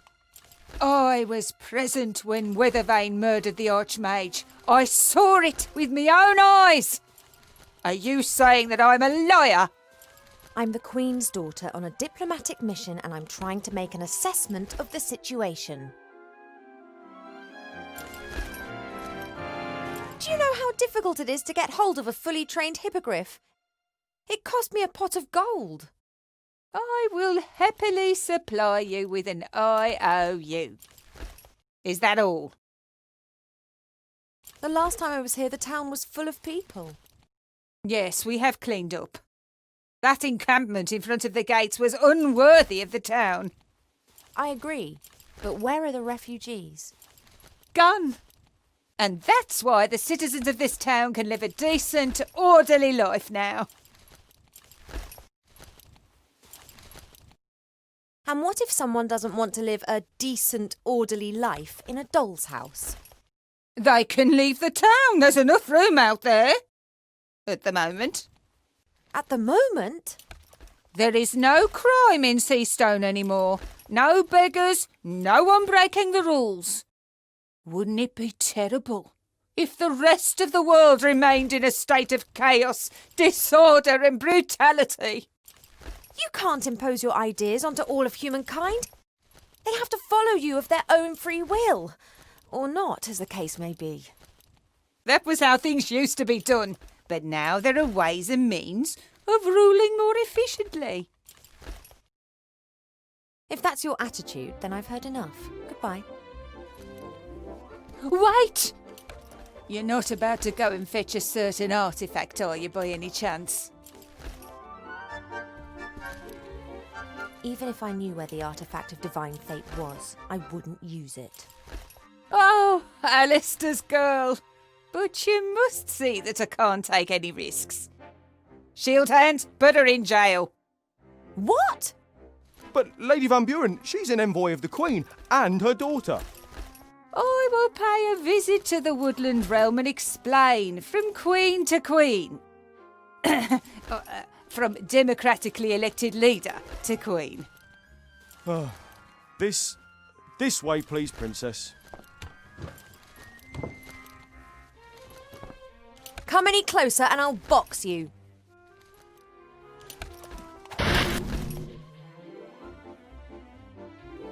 What a lovely dice. Did you make it? Yes, I can make anything. Really? And you think of all these lovely things by yourself? Uh-huh, a few are in my book too. Oh, the Frog King. Ah, that story was always a favourite of mine. Mine too. Here, have a nice play with your dice. The Frog King, eh? Get her out of here! Please, come with me. At least you'll be safe in jail.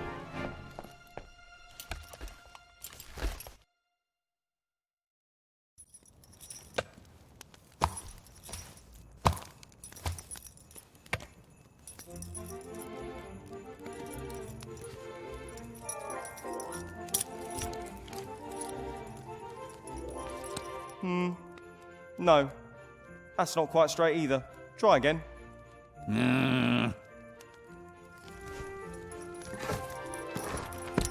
The pregnant princess of the woodland realm, in jail. Luckily, the reporter's got problems of his own to deal with right now.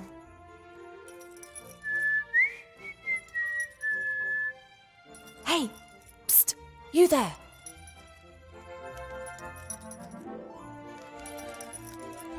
Do you know a rat called Remy de Dumas?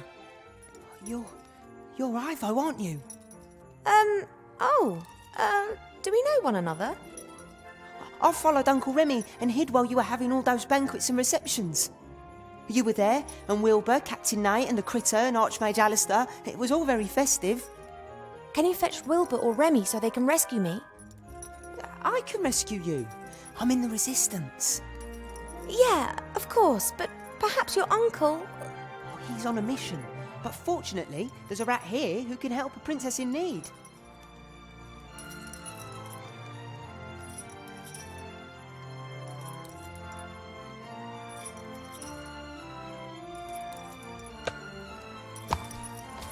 Not possible right now. Not possible right now. How much longer is this gonna go on? Until you've learned to put the posters up nice and straight. And you should mind what you say. All right. This fire is lit every night. Mr. Shieldhand used to enjoy grilling sausages on it. But all that stopped since he lost one of his dimensions. I wonder what he does when it rains. A couple of bits of charred wood have fallen through the grill. I'll take one. No. That's not quite straight either. Try again.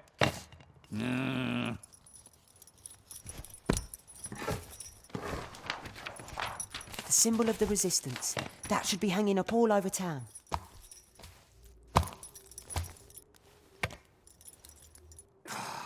It's not my fault you can't comfort yourself with your food anymore. Oh, I'm not blaming you. And I've already found something else to pass the time. Spit spot.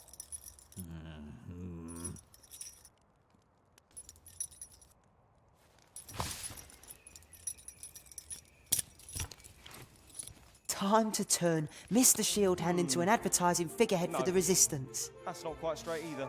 Try again.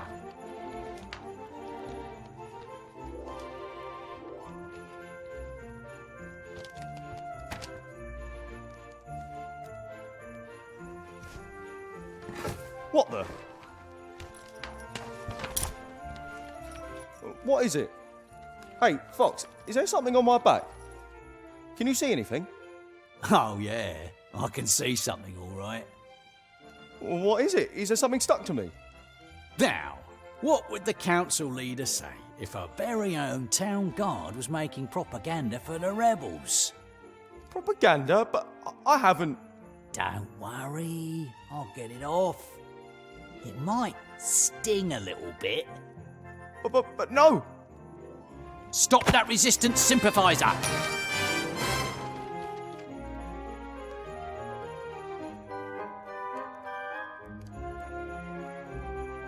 There were 3 keys on the town guard's key ring. One of them should be for the door to the guardhouse, the others for the cells.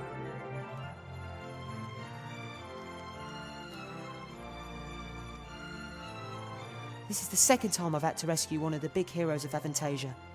Timmy Mousevich, hero rescuer.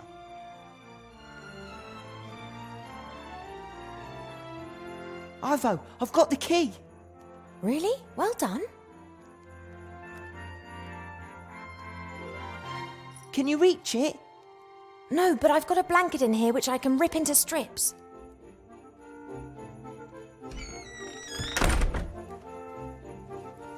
Right, that's sorted. Wow, you're really fat. I'm pregnant. Somehow. Where are Wilbur and the others? In the underground. I'll let them know you're here. But where? Oh.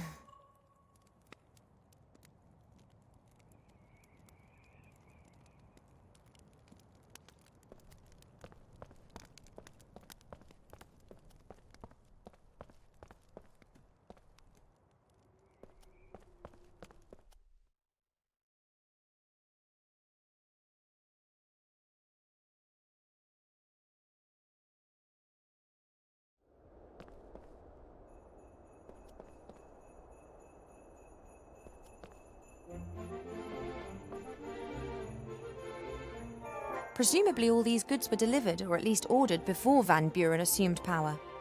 I can't imagine any sane airship captain would dream of flying into Seastone right now. I shouldn't take unnecessary risks. I'd better chat to Wilbur and the others first.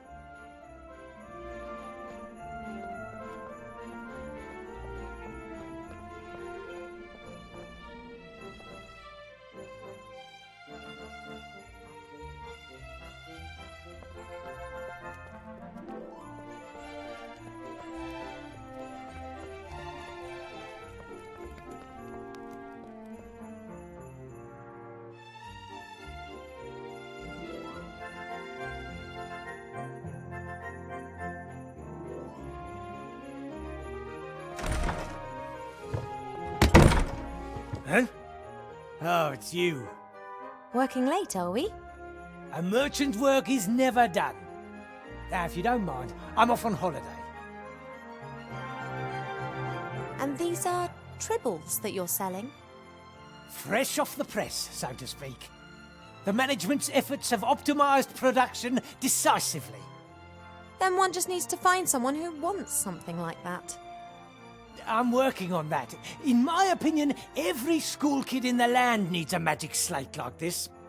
I'm going to speak to the council leader of the merchants about that. Who takes care of business when you go on holiday? We don't get many walk-in customers nowadays. We concentrate primarily on production. But when I get back, I'm going to talk to the council leader about opening up new markets. What did you say? Where's the entrance to the underground? I didn't say anything. You've got no business down there. And where exactly have those fluffy things been manufactured? Not in the underground. And this privy doesn't lead there? No. Then may I use it? Or is the flush not working? I don't know anything about any underground. I just want to earn an honest crust. Why does everyone seem to have a problem with that? I'm taking these ghastly things to the school, then I'm out of here.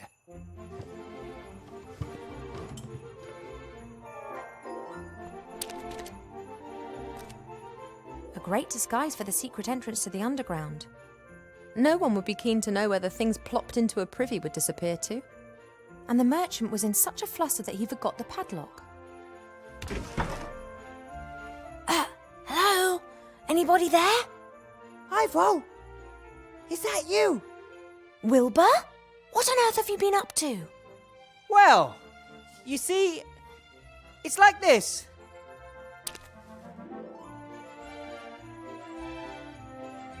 And then he didn't pull us up. And then Timmy came and said you were in town. And then you called out, Wilbur! And I... Thanks, I'm fully informed now. It's a pretty long story.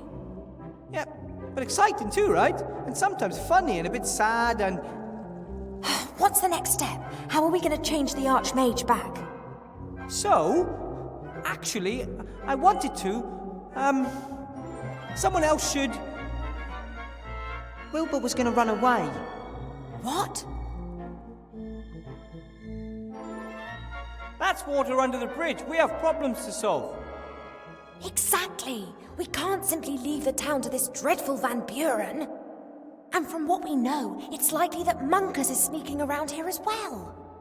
So what do we do? First, I'm going to get you up here, I guess. Then we can work out together how to rescue the Archmage. But Remy's right. As long as the wand still exists, there's no way we can defeat Van Buren. Master Alistair will know what to do. Don't rely on me. Rely on yourselves and on your friends. What? You have to speak up. That's what the Archmage always said. Remy believed him. That's why he took the matter into his own hands. What's happened to Remy? He's relying on me. I'll follow him and we'll find a way to destroy the wand. You pull the zombies and Nate up, and then come up with something for the Archmage. Maybe we can also help one another a little. Maybe we can use the basket to exchange items and talk to each other through the hole. Okay, sounds like a plan. Go get Esther, Gulliver. Time for some fresh air. I don't know how to thank you, Wilbur. It's all right. Our second child will definitely be called Wilbur. What do you say, Nate? Want to see the stars?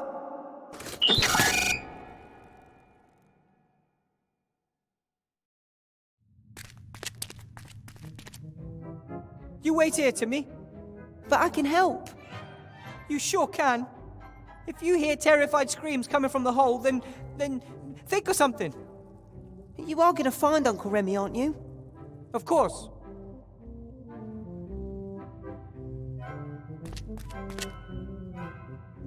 The rope has served me well twice already. Maybe it'll hold up for a third time, too.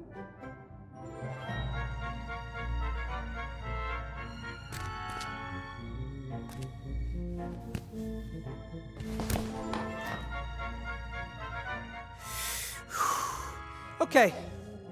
The time had to come sooner or later.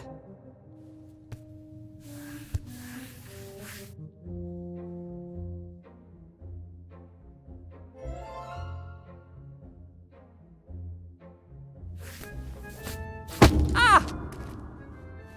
Oh, hello? Another one. For years no one visits, and now all this activity. Hello? Who's there? I'm Wilbur. Said the ugly dwarf, whilst peering into the darkness. Hey, I'm not a dwarf, I'm a gnome. And Mum says I'm a handsome little fella too. He said defensively, but this did not impress the darkness much. Next, the dwarf said, Who are you? And why don't you come into the light so I can see you? We can't. Well, we could, but we just don't want to. We are gods. We can do anything. You're gods? He froze, as if struck by a bolt of lightning, whilst the implications of this danced wildly around his head. Actually, no, not really. But you must. You are speaking to gods. What exactly are implications? Hey, two cannibals are eating a clown, and one says to the other, he tastes a bit funny. Oh, do be quiet. I'm trying to create atmosphere here. Isn't it about time for a riddle? Did a rat in a hat pass through here?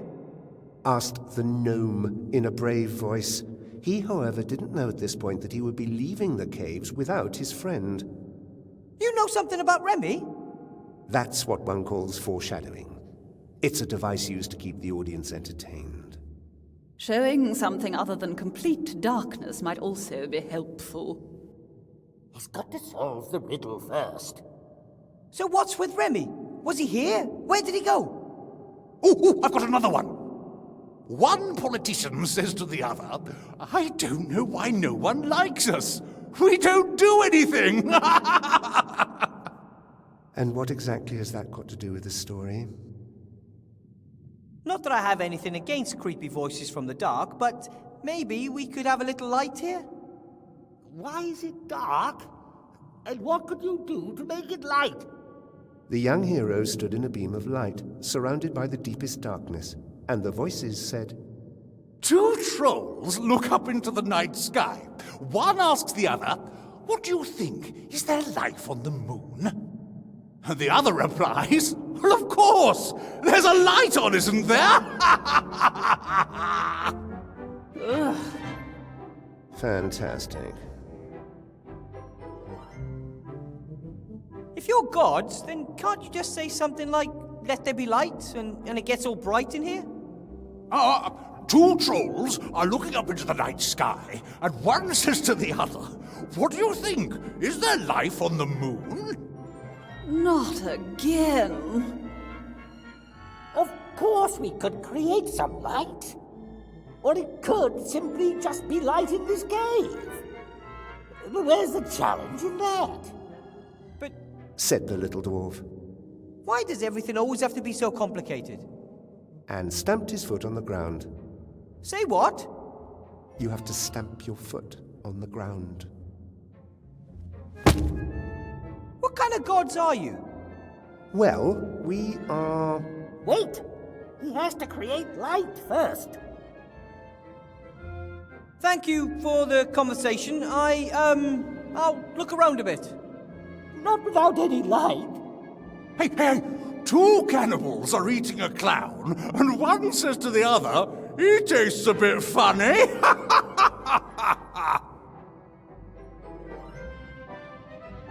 That joke? I think you told it earlier. That's absolutely no reason for not repeating it again and again and again. Hey, it's a good one.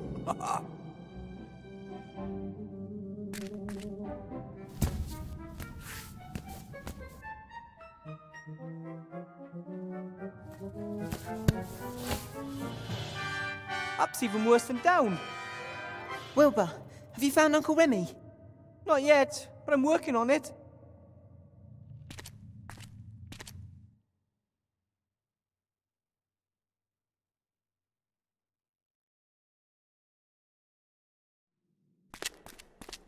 It looks like the Van Buren's girls' abominations have even found their way down here.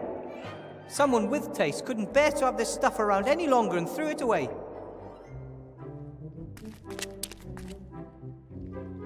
Mostly toys. And, oh, what's this?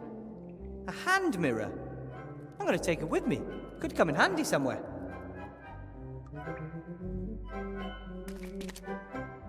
Without Gulliver, Esther and Nate, everything down here looks even more desolate.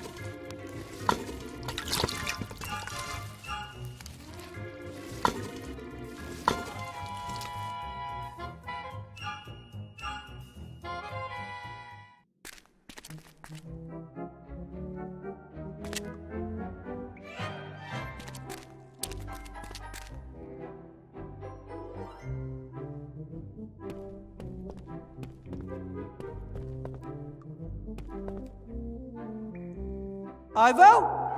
What? For my search for Remy, I need something I can use to light an entire cave. I'll keep my eyes peeled. Thanks. I have to get going. Don't get caught. Good luck. Keep your ears stiff.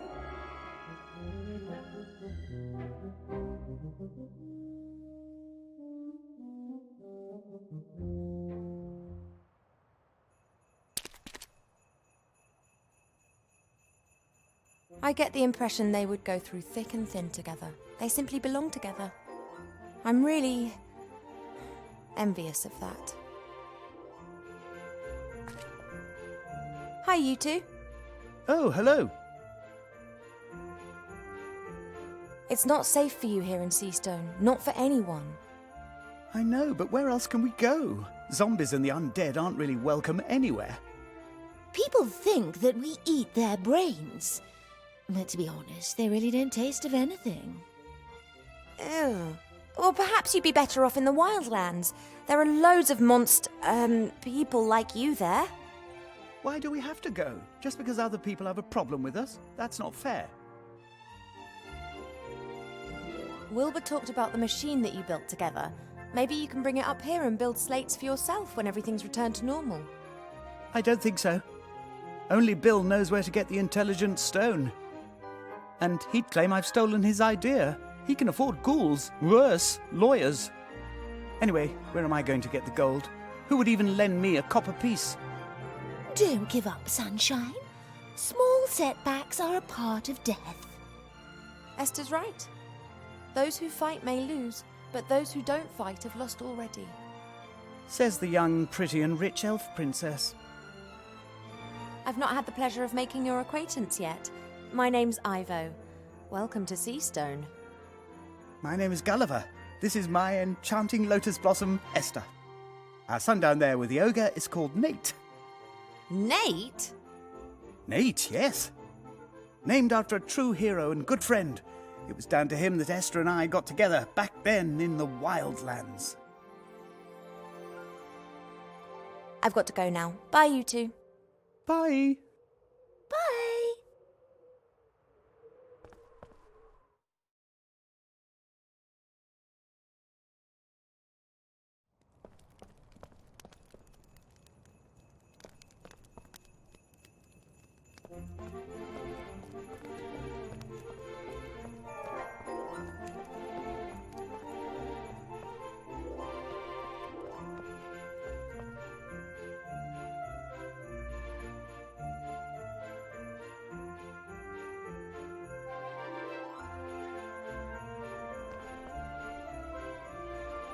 When the cat's away, the mice will play.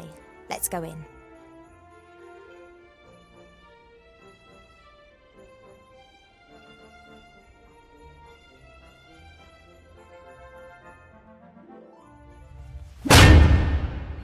What that you could have hit me. Yeah, whatever. No one's allowed to enter the school as long as the council leader's away. Council Leader Van Buren has asked me to get something from her office for her. She didn't tell me. She only told me to knock the head off anyone who tries to get in here while she's away. Oh, presumably she forgot to mention it. She'll be very angry if I don't bring her what she requested. Angry with you, not with me. Oh, what a delightful conversation. Well, it's no surprise you liked it. Conversations with the one and only Grum de Klimpus are always a laugh. It was rather disappointing for me. But you did your best.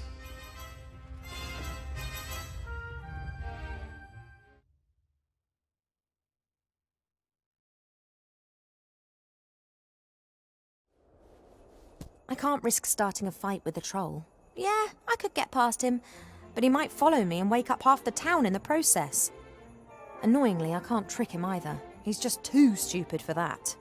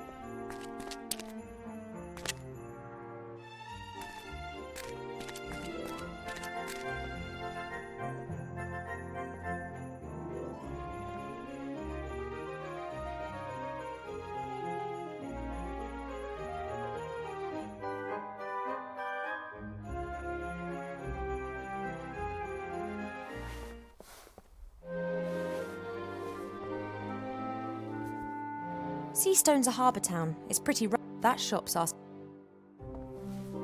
This is Nate. His name isn't his fault. I'll try to be nice to him. Hello, Nate. Are you interested in these toys then?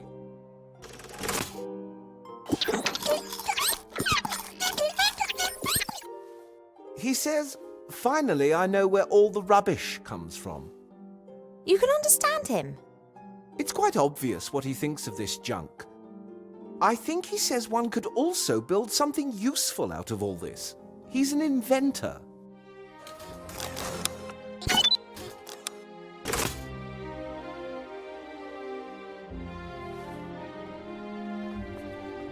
A two-headed ogre. Rather rare and pretty complicated, anatomically speaking. Good evening, gentlemen. Mademoiselle. Fat elf!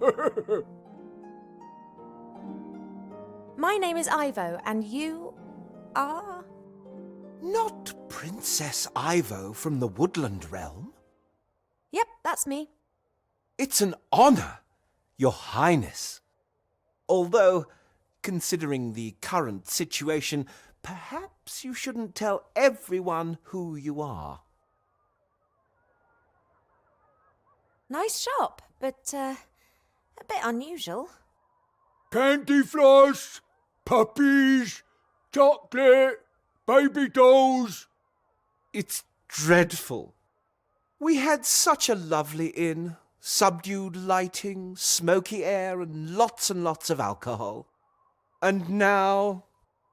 Lollies! New inn! Lollies!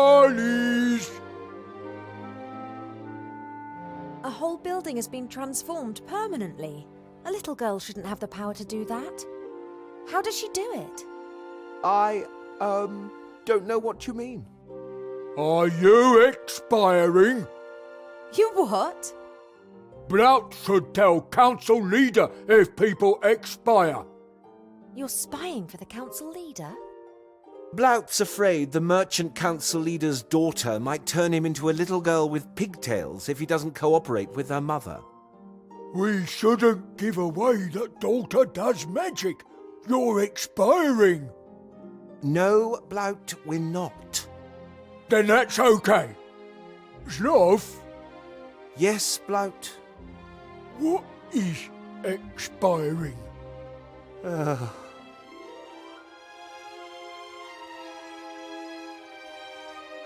Blout, I don't think you should spy for Van Buren. She's bad news. Surely you can see that? Blout not want to spy, but Blout not wants to be changed into Bunny Rabbit. I was all for fleeing, but Blout wanted to stay and hide. Quite difficult, given your size.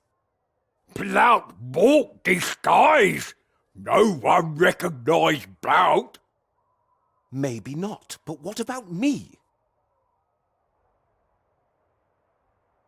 Have you still got the disguise you were going to use to hide from the council leader? Still got. Would you give it to me? You want hide from council lady? You conceiving? No, I just want to secure the disguise and hand it in at the school. Otherwise, the rebels could get hold of the disguise, Blout. Do you want to be responsible for a rebel disguising themselves with your outfit? No! Blout, good little boy. Here, take. I still don't know your name, kind sir. Oh, excuse me, your serene highness. Please, call me Ivo. My name is Sloth. That's my brother, Blout. Blout? Perhaps you could explain to me what's happened here. You're a mage, right, Sloth? Mage? Me? No. Why Sloth always say that? Sloth is mage. Not after what happened to the other mages in this town. What's happened? Oh, nothing. Nothing at all. But I've definitely given up magic, and therefore I am no longer a mage. A friend of mine who's active in the non-existent resistance has to somehow illuminate a big cave. I'm no longer a mage and have nothing to do with the resistance. And because I'm no longer a mage, I don't need my magical equipment anymore. Like, for example, this clicker, which can capture starlight.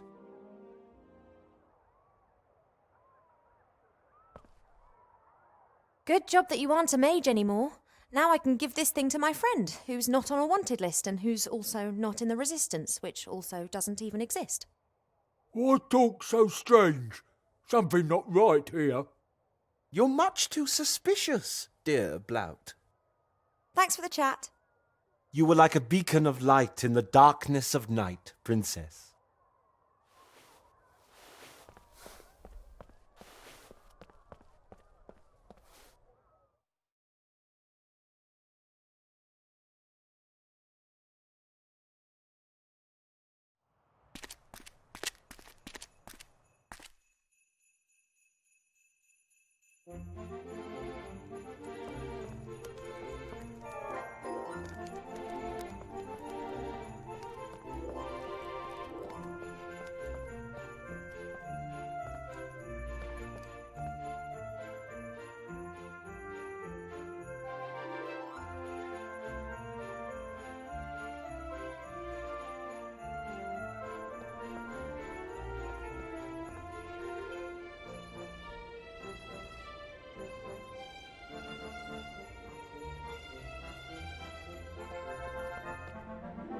Right then, capture starlight. That is beautiful.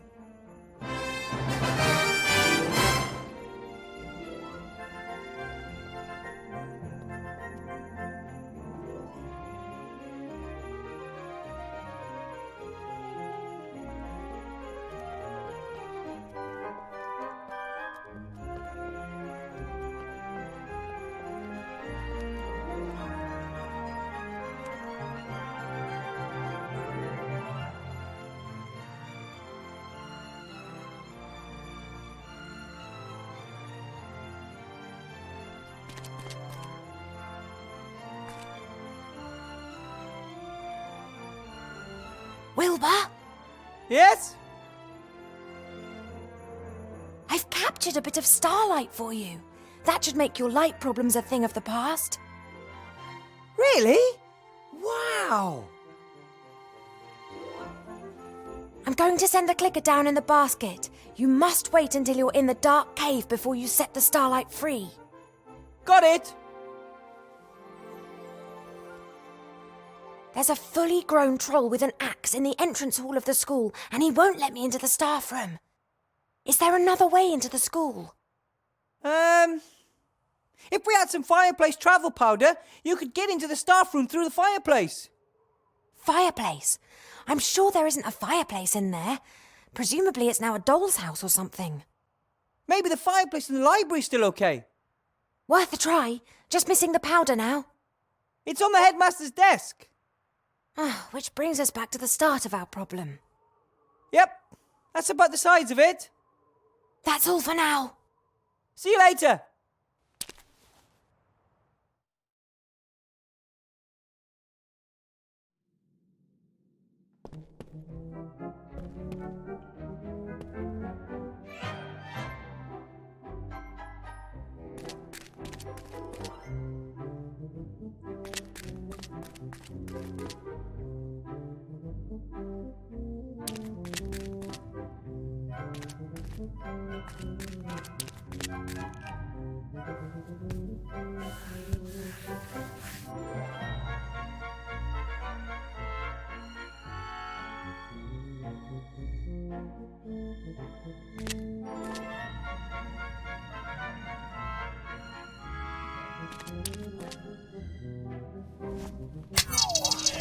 Wow!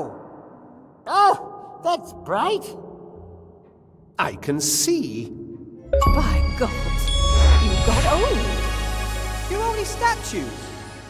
We are gods, trapped in statues. That, by the way, is a very exciting story. Could someone help me up?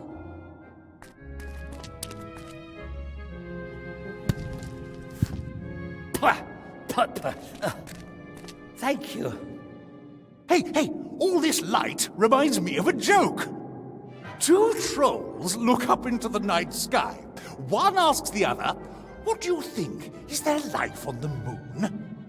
And the other replies, "Well, of course! There's a light on, isn't there?" Maybe you could just lie him face down in the sand.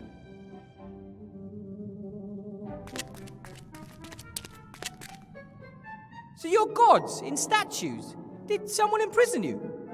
And so it came to pass that the young hero encountered the epic story, which... The statues depict us. They are our last refuge. I always thought gods lived somewhere up in the sky in really stylish cloud palaces. I have lived in many temples, all of which were dedicated to me. The faithful met in them, discussing and answering the most difficult of questions. And they all paid homage to me, the god of riddles. And then you were forgotten and ate sand for a few centuries. That one calls himself Jerry, the god of bad jokes. The god of humor? That is Avini, goddess of the arts, and I am... Hypnis, the chatterbox. The god of good stories. One picture speaks more than 1,000 words. Hello, said the young hero, and then asked the decisive question. I still don't understand why you're here and not somewhere beautiful instead. I mean, you're gods. Can't you do whatever you want? Of course we can. Well, theoretically. In reality, though, no one has believed in us for a long while. Do you know how gods are created, young man? I thought all of the gods had always been there. Nah. We get our power by people believing in us. It can be a great power. A power that can move mountains and flare up conflict. But if no one believes in you anymore, nothing remains. Our temples were destroyed centuries ago or rededicated to other more bloodthirsty gods. These 4 statues are all that remain. If they disappear, we, like our religion, will cease to exist. I have to go, he said, and went out into the world. A short while later, he said,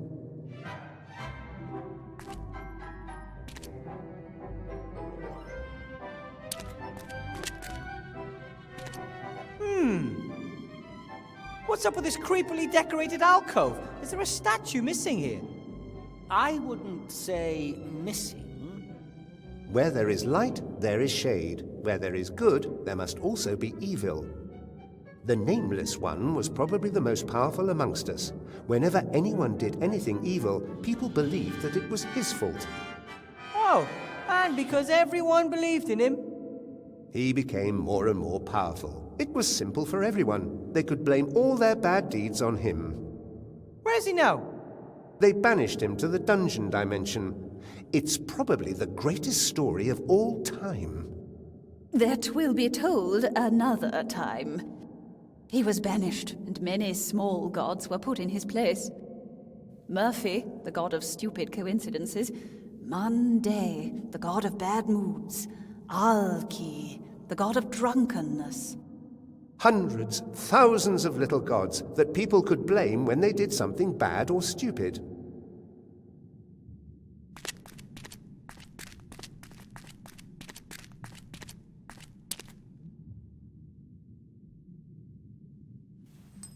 That's Remy's shrinking ring. That means he was here. Remy!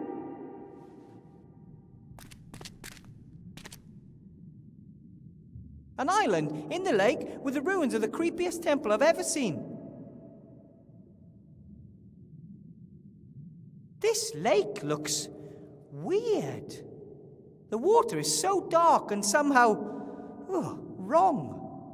Oh, it's real water. That I could just swim to the island? Oh, I wouldn't try that if I were you. And if I build a raft and get myself a small rowing boat? No boat can cross this lake, spoke the mighty voice of the highest of the gods. We can only explain to you how to get over the lake.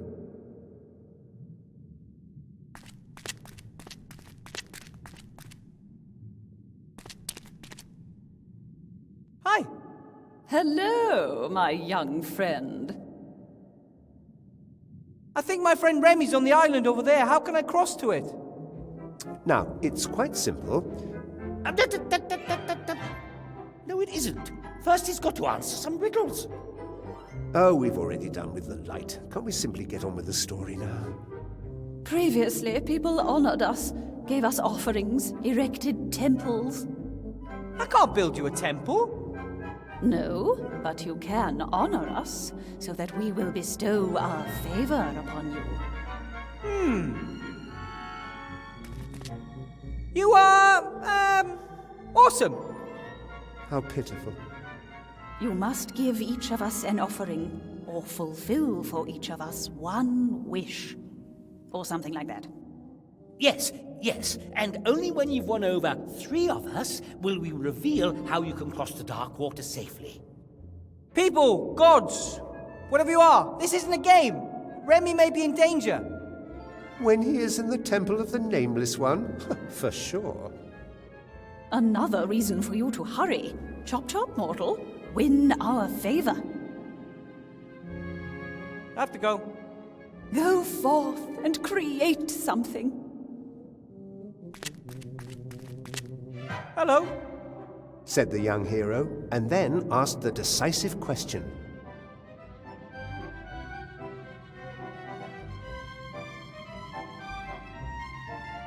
You said that the temple on the island was for the Nameless One? That's right. Hundreds of years ago, the Nameless One grew ever more mighty, winning over an increasing amount of followers. Of course, the priests of the other gods were very unhappy about this, so they forbade the name of this god to be spoken, his symbols to be worn, or for prayers to be said to him. Those who were versed in the dark arts and wanted to use the god's power for their own purposes built this temple deep under the town. They performed forbidden rituals there and increased the might of the god. In return, he gave them untold power. That doesn't sound good. It wasn't. At some point or other, they were discovered and the temple destroyed. Shortly thereafter, the Nameless One was banished, and for centuries all was peaceful on the island. And then what happened to the temple? What happened next? A few years ago, men appeared. They visited the temple and held rituals there, rituals we had not witnessed for centuries. Dark mages who had delved too deeply into old books and found the whereabouts of the temple. They built a machine, the purpose of which we can only speculate over. Maybe they wanted to bring the Nameless One back to this world. If that was their aim, they didn't succeed. The island lapsed back into peaceful darkness. I suspect the mages had been killed. Ah, then my wand might have belonged to one of the dark mages. I don't know anything about magic wands. I just know that for several years the temple has been inhabited by a ghost which never leaves. And Remy's just gone there. That reminds me of an old story. Shortly before the first amphibians... Sorry, I just don't have time for long stories at the moment. Of course. But just run along then. Check out the neighborhood for stuff and try to make sense of it all.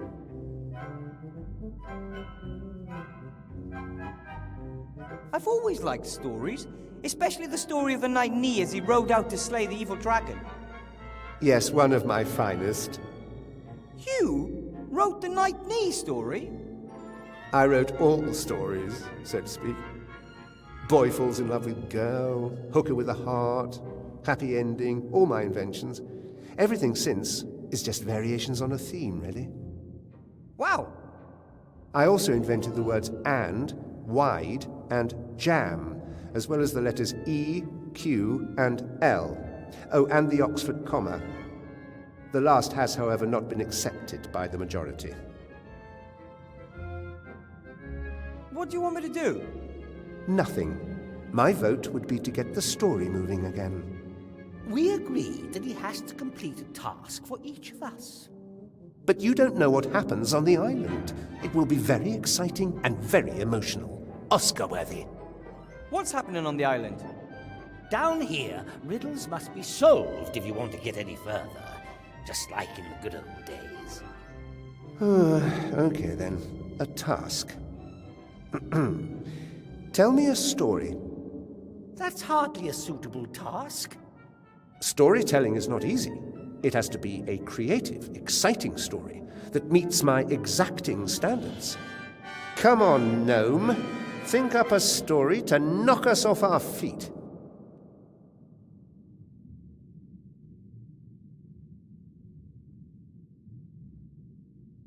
An archaeologist who just barely escapes a huge stone ball.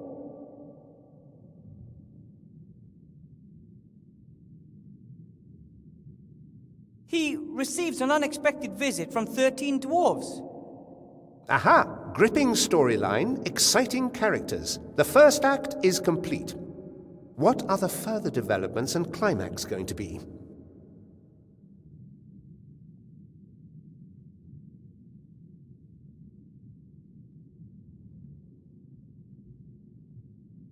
So yes, then he becomes a captain and is faced with a zombie and squid and pirates until later.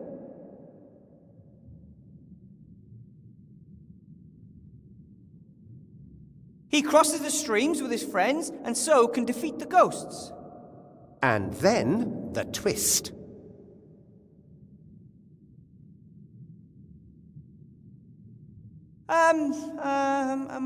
So it was a dream. In a dream. In a dream. Ah! Very original. But... You've got my support, my young friend. So, one got down, 2 to go.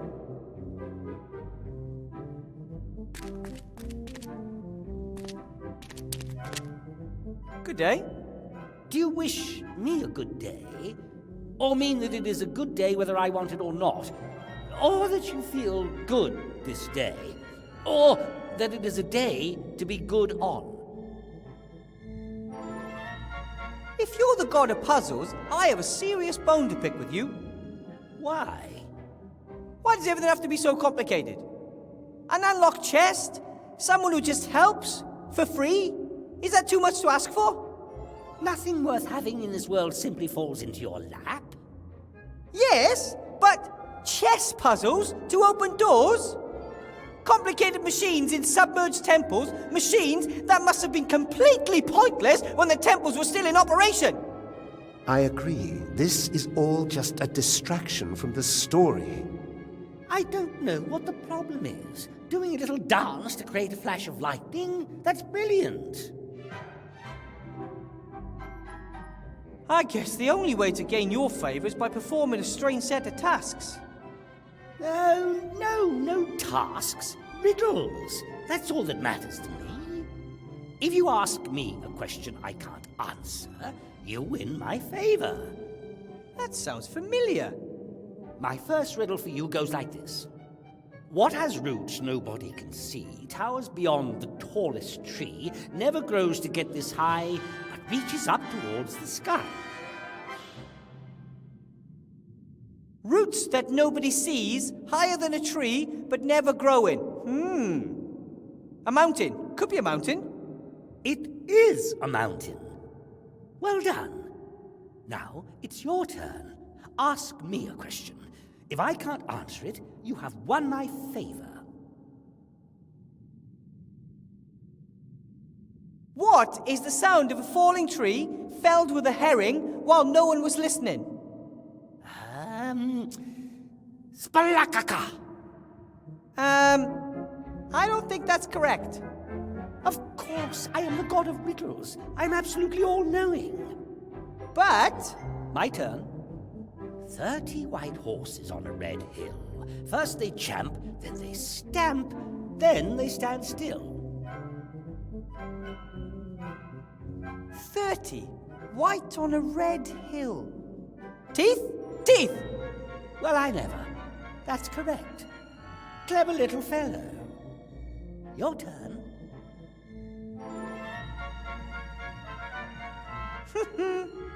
What have I got in my pockets is? Some bits of fluff and a ring, a shrinking ring to be precise, a mirror, a magical device that some people call a clicker, and no, that's all. Wow, impressive. Yep. Yes, god of riddles, all-knowing and almighty. Nice to meet you. My turn. Voiceless it cries, wingless flutters, toothless bites, mouthless mutters. Screaming, flying, biting, muttering and whistling? That's obvious. The wind. Oh, all right, yes. But that was easy. Your turn. Do your worst.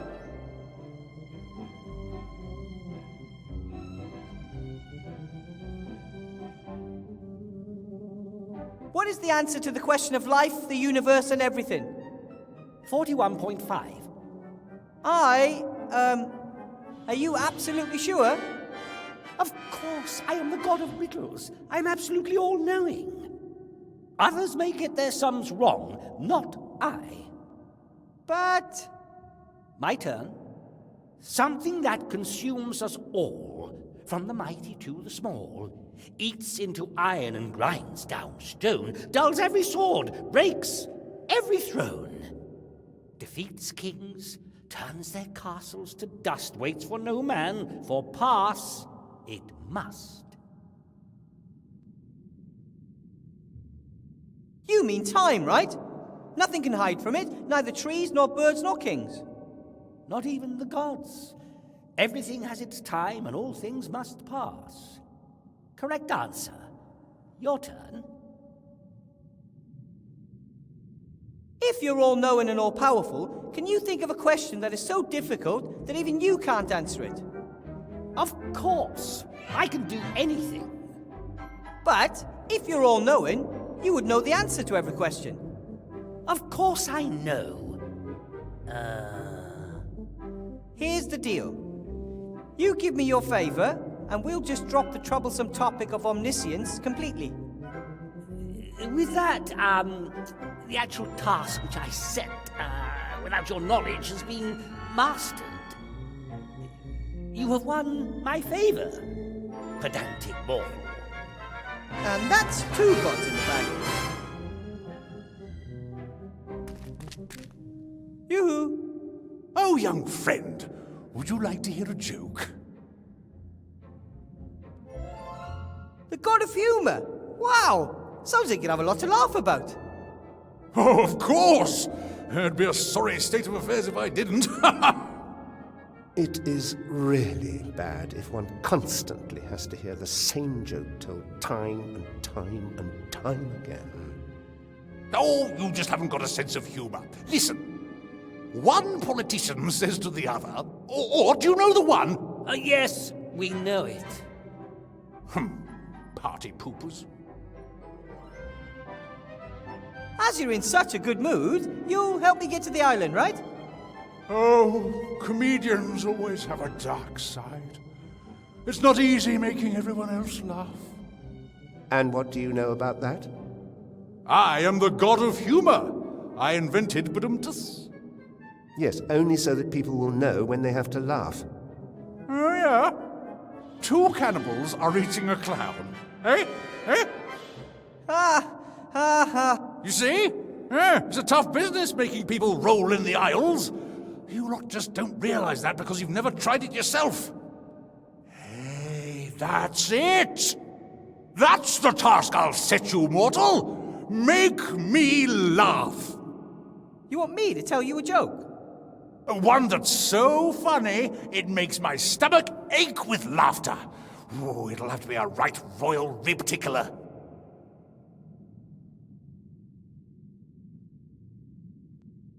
I don't think I know any jokes. Oh, come on. Everyone knows a joke. Most aren't of a standard high enough to make a god laugh, of course. But anyway, ask around and try your luck. I have to go.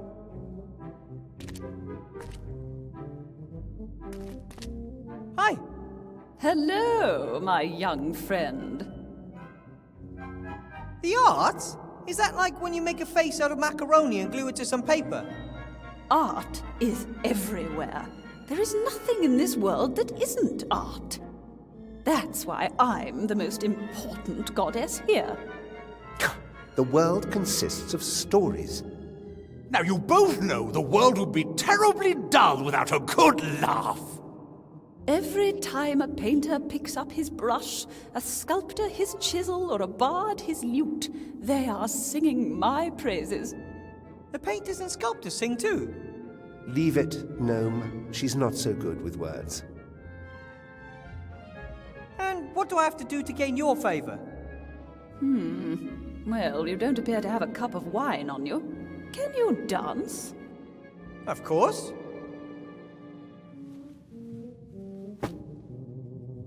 Okay, my first request, don't. And don't ever think about dancing again. Painting, sculpture, music. How do you fare in these arts? To be honest, I'm a cracking dancer, but I'm rubbish at everything else. Then best leave art to the professionals, like myself. I would love to sing again, but I really can't remember what the notes sound like. Bring me a tuning fork or something of that kind. When I hear the notes, I'm sure it would all come flooding back to me.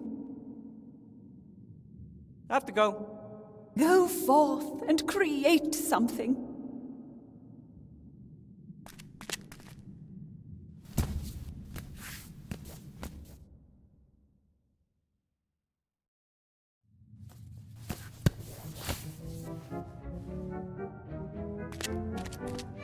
Timmy?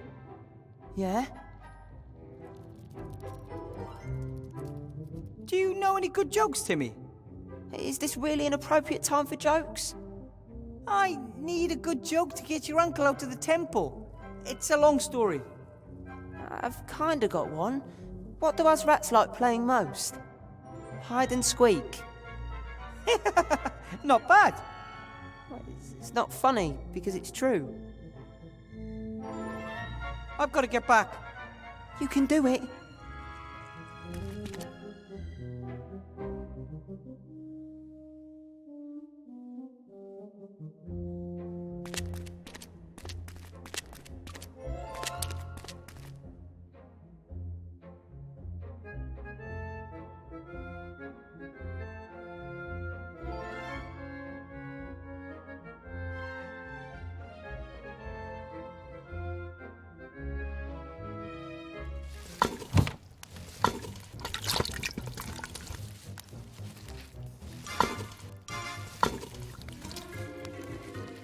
But with Remy's shrinking ring, I could fit.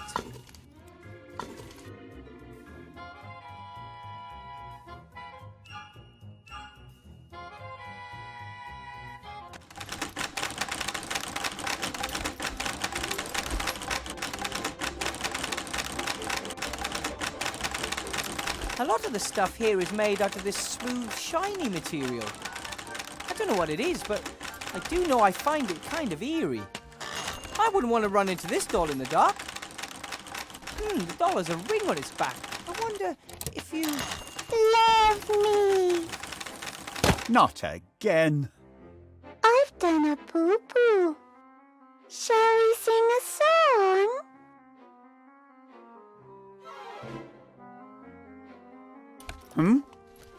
Professor Weathervane? It's not what it looks like. So you're not trying to liberate the frog? So, well, maybe there is something to it. You're not calling for help. It is my duty. How can you work for Van Buren? Don't you know what she's doing to this city and its people? It is not for me to judge her politics. I'm just a simple civil servant who must obey his superiors, no matter what they do. Even if she's as mad as a cuckoo clock. Since the death of the Archmage, Sybil Van Buren is my new employer, and it's my duty to serve her loyally. I didn't transform the Archmage. I hope you know that. Of course I know that. The very idea is... Archmage Alistair was Professor, Doctor of Magic. You are just a graduate mage, and not even a real teacher. It's completely implausible that someone like you could defeat the Archmage in a duel. Thanks. It was Chantal Van Buren. She cast a spell on him with that cursed wand, just like she's done with everything else, right? That's right. But how does she do it? It's impossible for a little girl to have such power. We believe that she... Stop. I don't want to know. I'm a loyal civil servant. I work for the council leader. The less knowledge I need to conceal from her, the better. Please, Headmaster. You could do so much good. You could start by taking the chains off the jar. Betray my mistress? Never. However, well, it's time to call it a day. I will lock the door and admonish the guard troll to be vigilant. But the fact that I've seen a gnome here, perhaps I'll forget to mention that. That's very kind of you. I shall have to write a negative evaluation in my own file for this. Good evening, Professor, and good luck.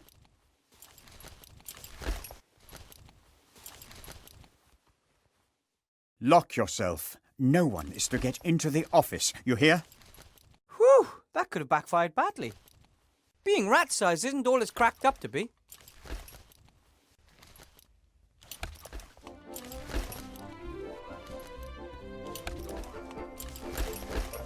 What a hideous creature! Ah!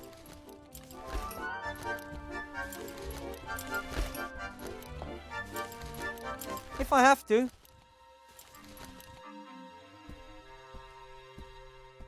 Parents often say it looks like a bomb exploded here.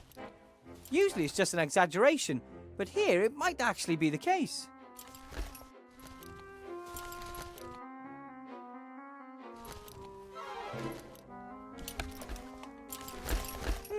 It's an old model. I wonder if... Welcome back, Professor Weathervane. It's my old slate! The traitorous thing! I only do what I am programmed to do. All evil is on your side of the screen, not mine. Who ordered you to deceive me? Username, Monkus Rules 1337. I see! I'll take you with me, but don't get any big ideas about me trusting you again.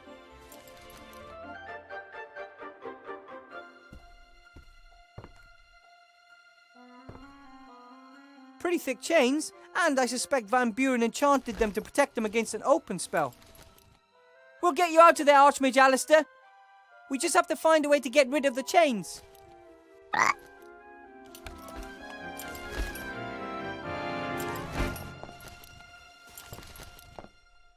This time, I'm just going to take the whole tin. It's for a good cause.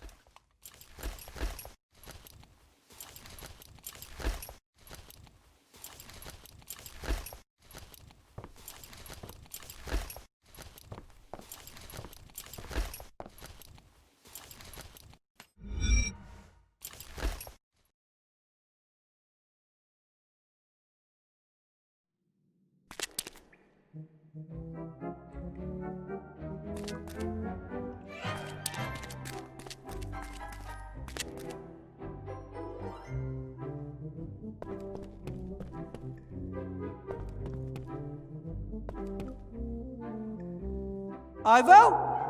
What?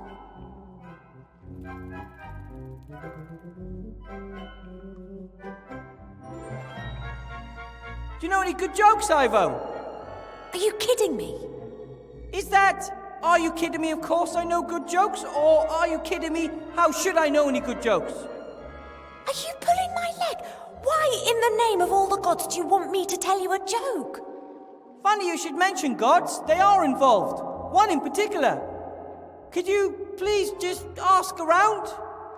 I need a really good joke, one that can make a stone statue of a god laugh. Of course.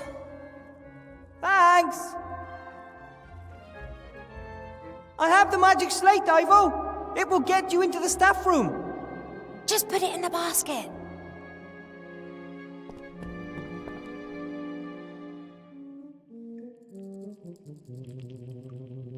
Don't trust the slate, though. It should only say the code, and that's it. Got it.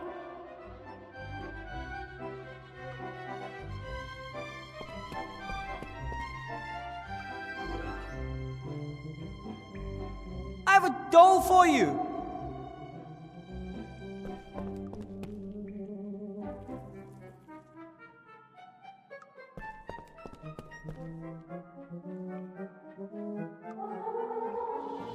What am I supposed to do with it? Why did you take it if you didn't need it? It gives me the willies.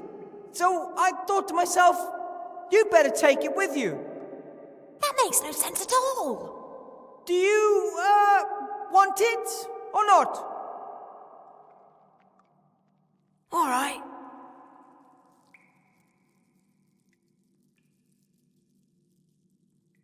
I borrowed a box of fireplace travel powder from the headmaster's desk.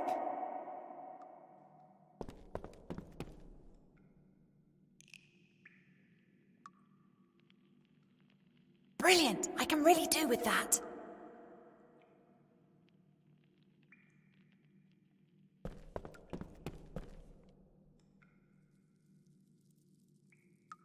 I have to get going. Don't get caught. Good luck. Keep your ears stiff.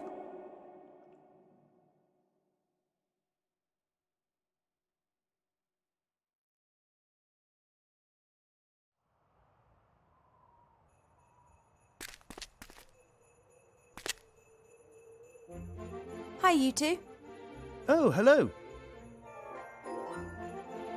Don't ask me why, but Wilbur wants to learn a few good jokes. Do you know any? But of course. After being examined, the patient asks, "Doctor, is there anything you can do for me?" To which the doctor replies, "Certainly, I'll prescribe you a couple of mud baths." And they'll help. Of course, the doctor says. It'll help you to get used to the feeling of being buried. Oh, I still remember the damp earth. For a long time, I thought if only you'd let yourself be cremated. Oh, okay. Thanks. I've got to go now. Bye, you two. Bye. Bye.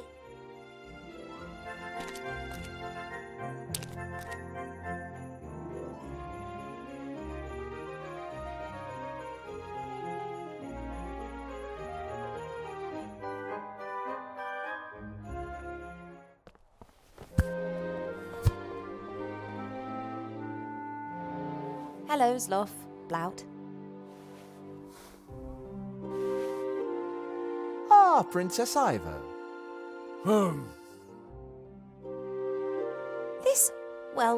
This might seem a little bit weird, but could you please tell me a joke? Why weird? A joke can lift the spirits in times of great adversity. No joke, no joke. Oh, Blout, your jokes are always so lewd. That's why good jokes. Two statues stand in park, face each other for hundreds of years. One be young man, other be young woman.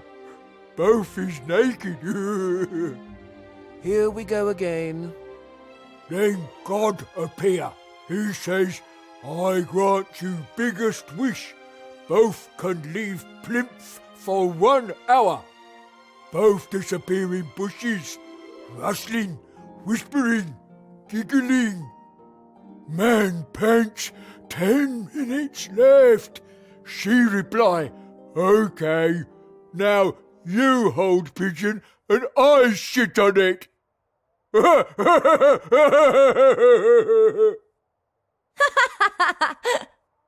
Princess? Really? Oh, apologies. Thanks for the chat. You were like a beacon of light in the darkness of night, Princess.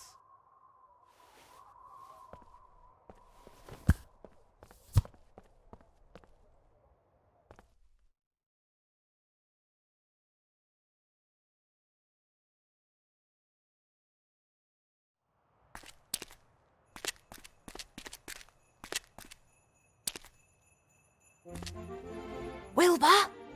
Yes? I've got this joke about a patient and a doctor. Who would have thought? Tell me. After being examined, the doctor, and it'll, of course, is that I don't... Blout. I've never used fireplace travel powder before. How does it work? You have to throw it in a fire.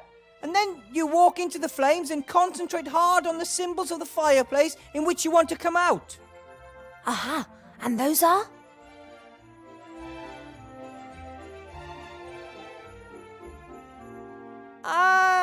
I think I remember.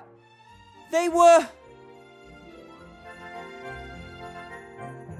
owl, worm, and rat. I think.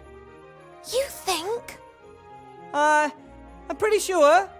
Unless it was a lion, polar bear, and caterpillar.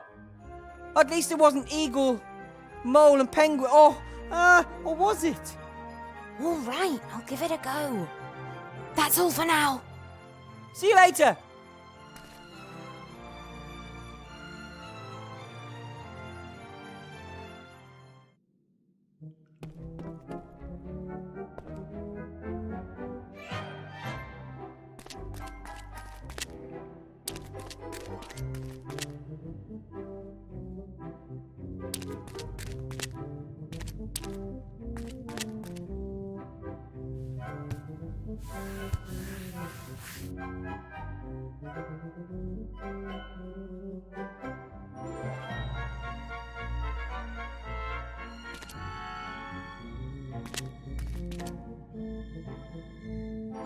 Hi. Hello, my young friend. Listen to this.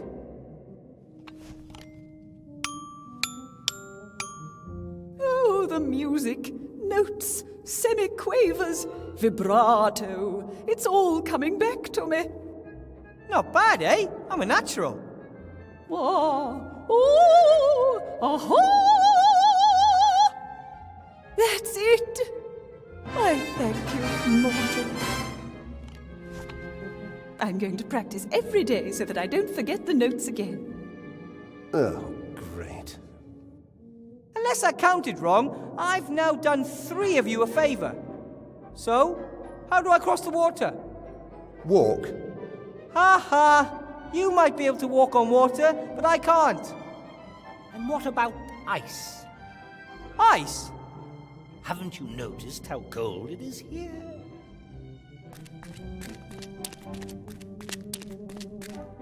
That doesn't look like ice.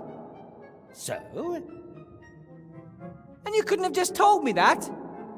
Would it have been as satisfying that way? Probably not. But you'd better hope nothing happened to Remy just because you delayed me.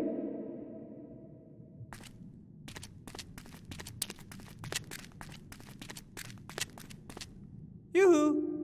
Oh, young friend, would you like to hear a joke?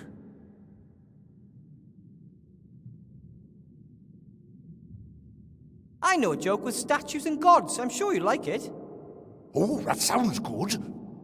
For hundreds of years, these 2 statues are in a park opposite each other. So one day a god appears and grants them they both immediately disappear. We've still got 10 minutes, the young man gasps. And she replied, That was terrible! So predictable, so inelegant, so, I thought that was very funny. Me too. Well, which once again proves how little you all know. No, I didn't laugh. I have a joke. Hit me! This is a joke. After being the doctor, and it'll help. Of course. That was even worse than the first one. Come on, that was good. Oh, sure. What does the god of humour know about jokes? Did you see me laughing? No. I have another joke. Right. Let's see if this one's any better. I have 1 left. All right, let's get this over and done with. I know a joke. What do rats like playing most? Hide and squeak. That wouldn't even bring a tired smile to the faces of your audience. But... Well, to an audience with a sense of humour. There's only one of them here, and he didn't laugh. Well, I thought my jokes were good, and the others laughed. Oh, that's irrelevant. I have to laugh. But you only seem to laugh at your own jokes. Because they're the best ones. But that's... Wait a minute. 2 cannibals are eating a clown. And what does one say to the other? He tastes a bit funny. He tastes a bit funny. Oh, he tastes a bit... Oh, because he's a clown. That was a good joke, my friend.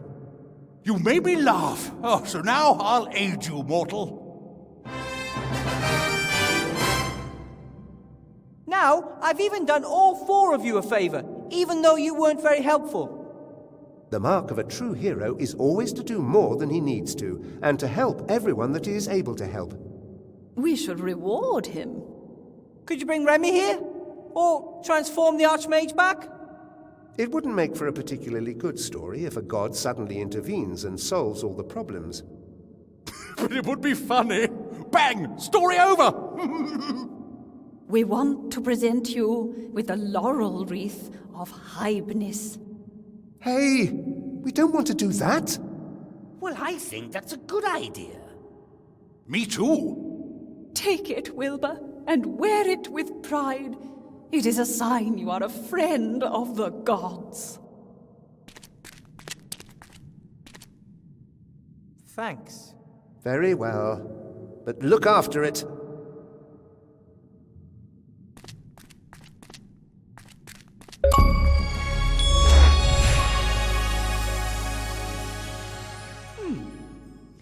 looks like water, but it's actually ice. Child's play. Ah! Whoa! Ah! Whoa! No problem at all.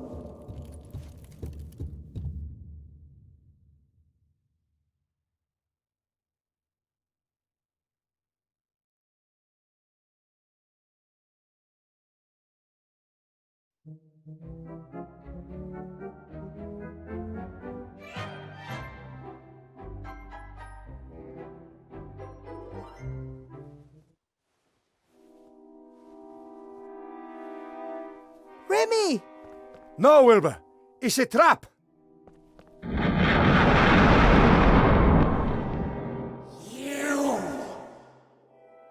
You will bring me the wand that this thief stole years ago. Who are you, or what are you? I am the gatekeeper. You're the ghost of one of those mages that wanted to free the Nameless One, right?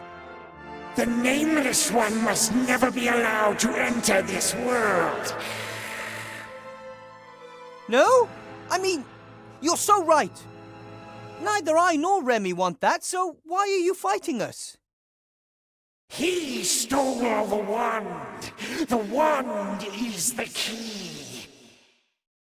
Bring me the key! We don't have that much time. We have to... Your friend is growing weaker by the second.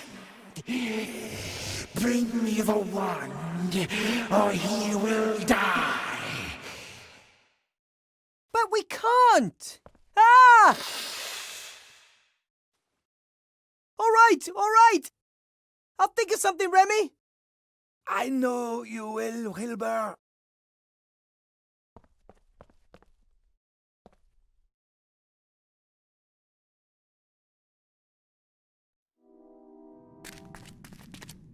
I have to get Remy out of there as quickly as possible. He seemed so weak. Maybe I can somehow sneak past the ghost, or,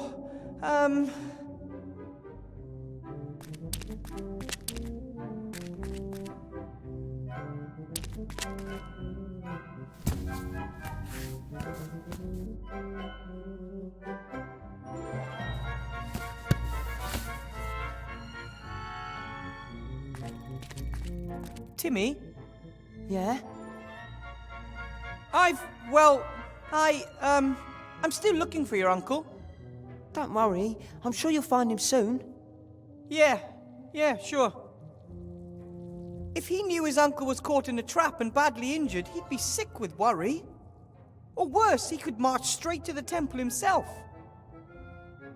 I've got to get back. You can do it.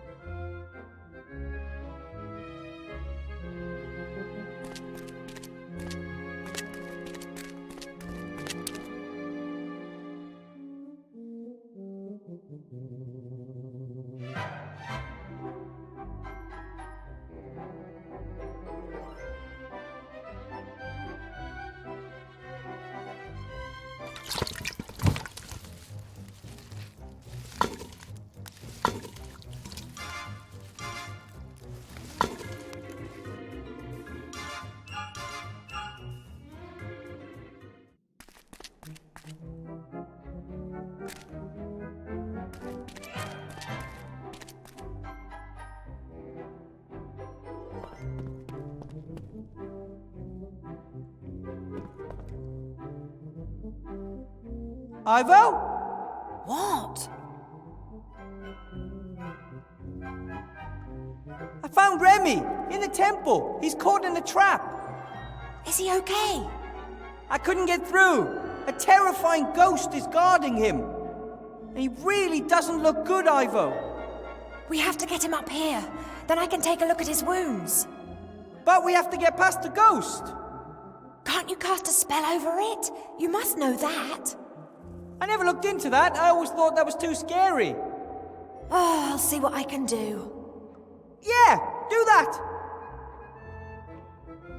have to get going. Don't get caught. Good luck. Keep your ears stiff.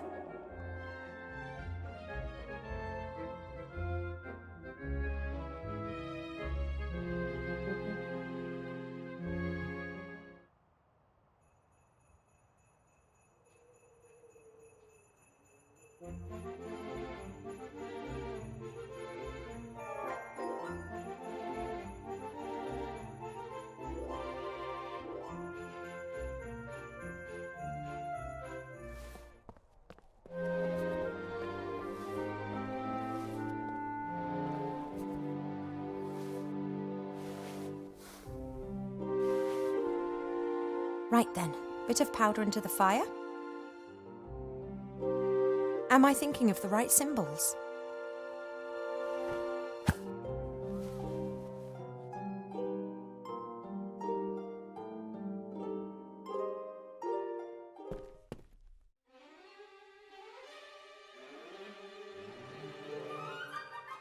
Those appear to have been the right symbols. I think we've been discovered. Shh.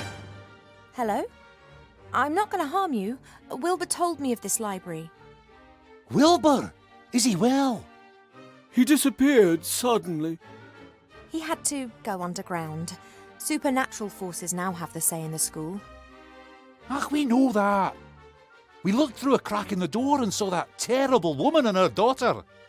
They didn't exactly look like intellectuals. If the Van Burens discover this library, then you'll have to prepare yourself for a future of being coloured in with crayons. Don't worry, we won't let it come to that. However, to prevent it, I have to get into the staff room. Then go. Courage stands at the beginning of a task and luck at the end.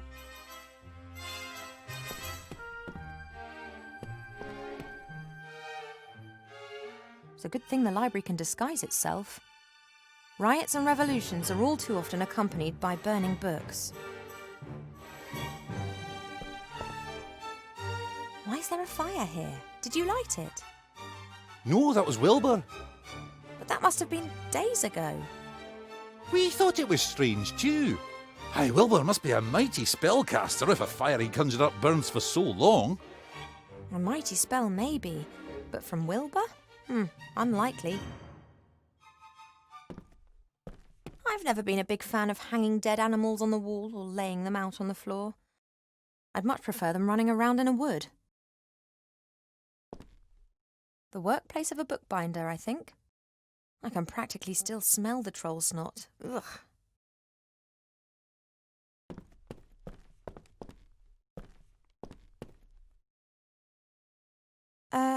Excuse me?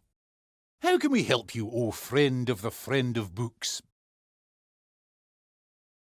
Can I cast a spell on a ghost? I don't know. Are you some kind of ghost whisperer? No. So why ask me when you know you can't? No, can you tell me how to cast a spell on a ghost? Ah, well that's completely different. We have several good books on grammar here. Look, thank you, but I'm really just interested in casting a spell at the moment.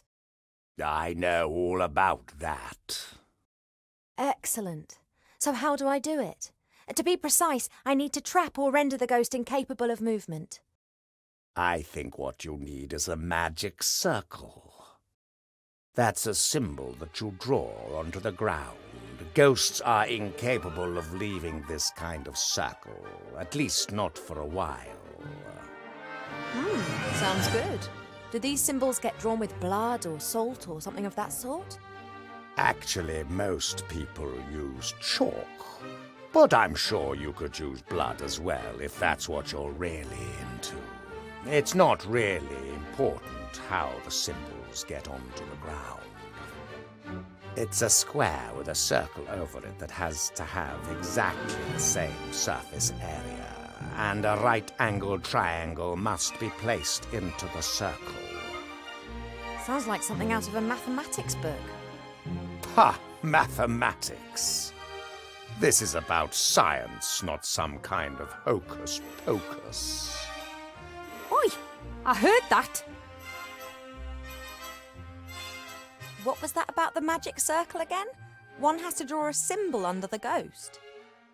Won't matter one iota whether you draw it or carve it into stone or whatever. Just get it onto the ground under the ghost in some shape or form.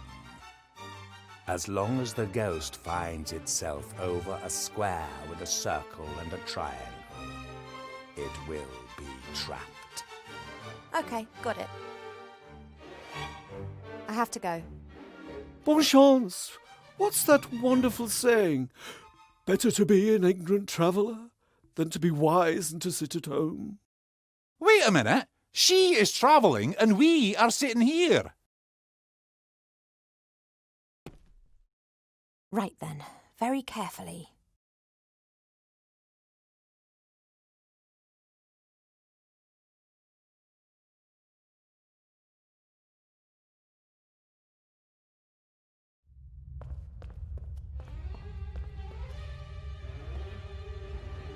Hasn't noticed anything. Now, must be really quiet.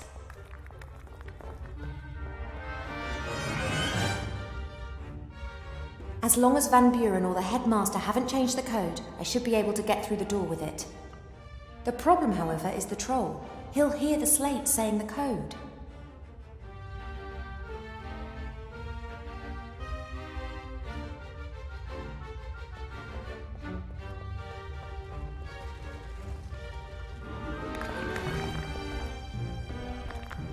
He hasn't noticed me yet.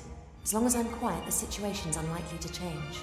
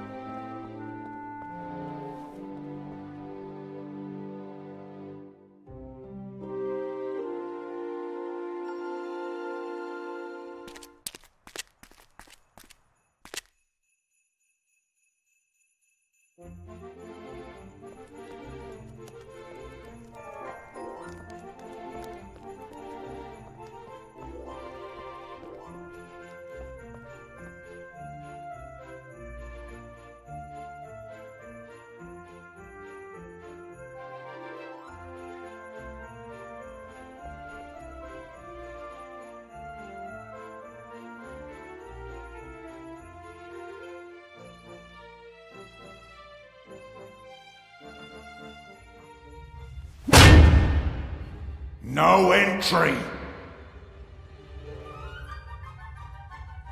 His general appearance is not exactly pleasant, and his most defining feature is his melodious stink.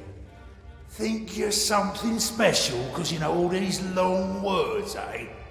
Pathetic. Listen! Huh? The council leader Van Buren ordered a magical slate. So? I meant to deliver it. So? I need to get into her office. Van Buren isn't there. I know, I just have to leave it on her desk. Well, how are you going to do that without her head? Oh, forget it. I have to drop this off. What is it? A present for Chantal Van Buren. She requested it. Take it away! I would have taken it into the staff room, but as you don't want to let me in there... Are you my mummy? No. I love you. Make it stop!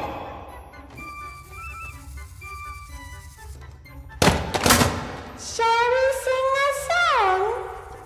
Oh, how I love having a friend. Turn it off!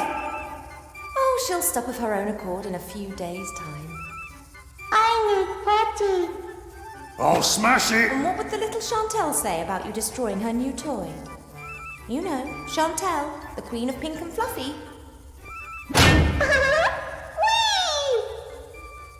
Blackmail, eh? That ain't gonna work with me. Ha! I can't hear anything.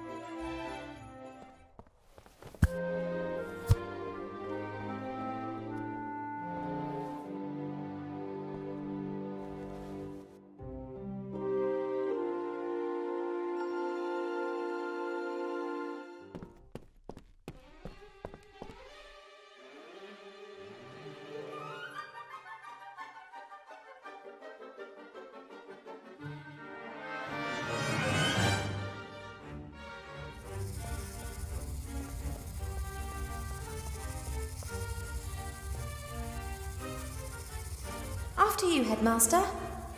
469. 41. Have a good evening, Headmaster, Madam.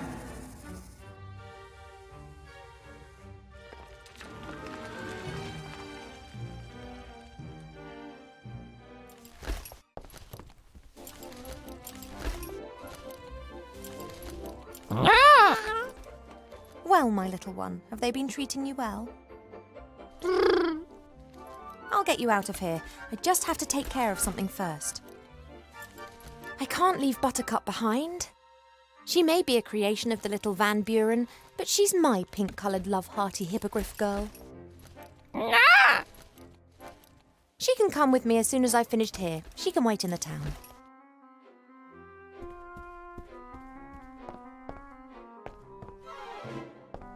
Very unlikely that a fire will be burning in that fireplace anytime soon.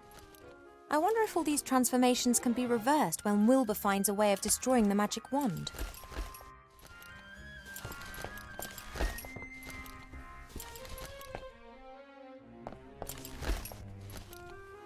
I must admit, there was probably a time when I would have thought these sort of toys very exciting. But I was probably only 80 or 90 years old then. Lucky the council leader hasn't noticed that I've cleared the entrance to the rat hole. She wouldn't appreciate the rats having access to her headquarters.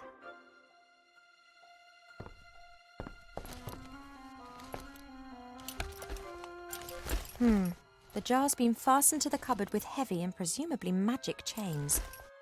I wonder if... Aha! Archmage Alistair! Are you well? I can't understand you. Blink once for yes and twice for no. What does no blinks mean? Hang on, can frogs even blink?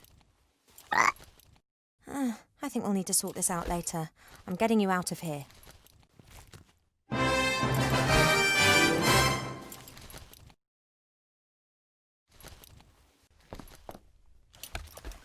Lots of papers, feather quills. This is interesting. A signet ring with the seal of the council leader. It's used to make laws and decrees official and identifiable. That means that until the council leader discovers it, I can pretty much pass any new law that I want. Right then, a new law. By order of the council leader, whosoever wishes to inhale the smoke of dried plants may do so for medical reasons. Furthermore, they are permitted to do so in order to write bad poetry or talk utter nonsense. That's for Arbor should he ever come to town. Right then, a new law. By order of the council leader, with immediate effect, all pregnant elves must be treated with the greatest respect by everyone. In particular, it is forbidden to call them fat, to poke fun at them, or to try and kill them with an axe. Anyone breaking this law will be banished from the town.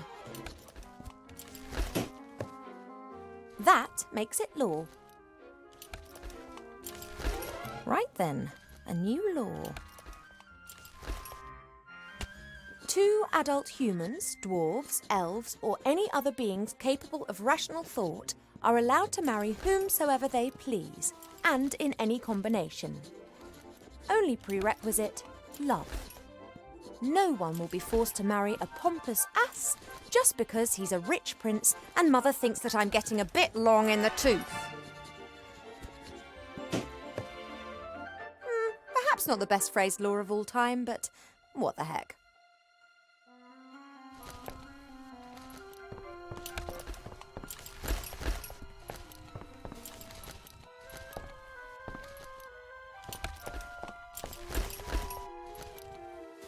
Okay, Buttercup, you have to be really quiet now.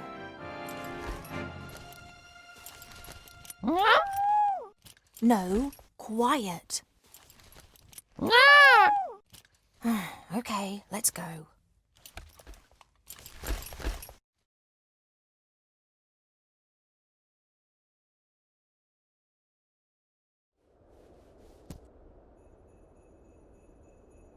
I said quietly, Buttercup.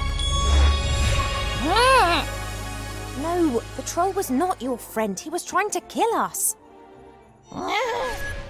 No, I'm pretty sure that he didn't just want to play when he started hacking at us. Be that as it may, Archmage Alistair is safe now. As soon as Wilbur has rescued Remy and knows how we can destroy the wand, we'll need to leave as quickly as possible. Morning's approaching, and in all probability this will be the day that we see the return of a very, very frustrated council leader.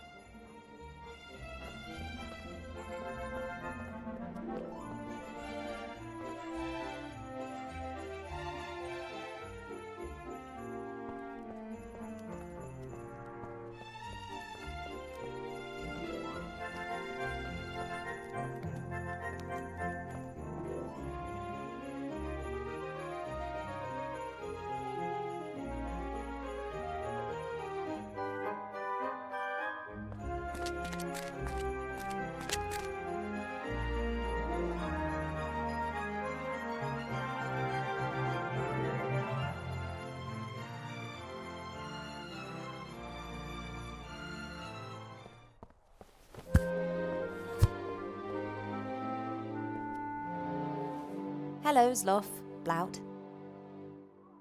Ah, Princess Ivo. About the amulet. Protect me from ghosts. Works good. Not attacked by ghosts so far. Could I borrow it, please? No, then Blout unprotected. The amulet depicts the magic circle, but it's not magical. Blout got it from the bargain bin for 3 copper pieces. It could still come in useful. It's mine! Won't give. I would try to persuade him, but it's hopeless. He's almost as scared of ghosts as he is of the young Van Buren. Thanks for the chat. You were like a beacon of light in the darkness of night, Princess.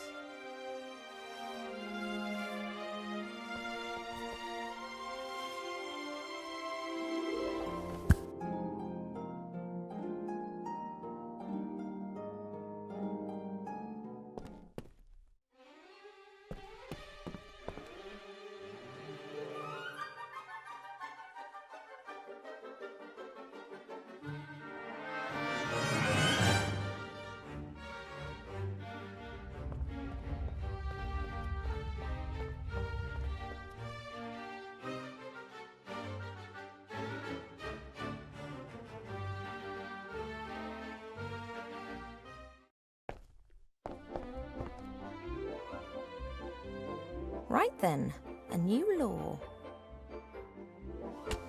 By order of the council leader, with immediate effect, the wearing of magic protective amulets is forbidden. Well, I don't actually need a reason, just because. Whoever is caught with such an amulet will be punished with severe cuteness for at least 6 months. Right, with seal and everything.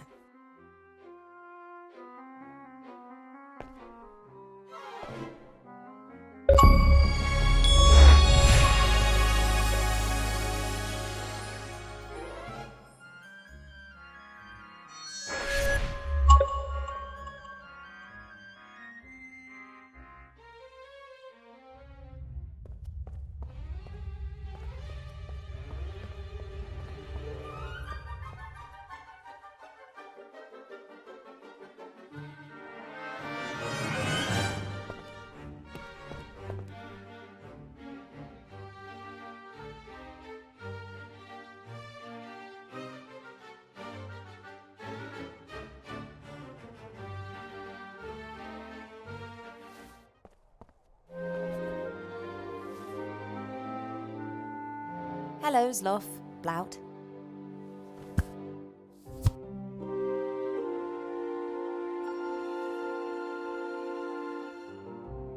Ah, Princess Ivo. I'm sorry to have to say this, but you are a criminal, Blout. Blout not criminal. Blout stands here like good little ogre and sells strange things. You're wearing an amulet, and that's against the law. What it say? By order of the Merchant Council leader, and with immediate effect, the wearing of magical protection is forbidden because... well, I don't need any reason, just because. Whoever is caught with such an item is to be punished with severe cutification for a minimum of 6 months. Huh? No!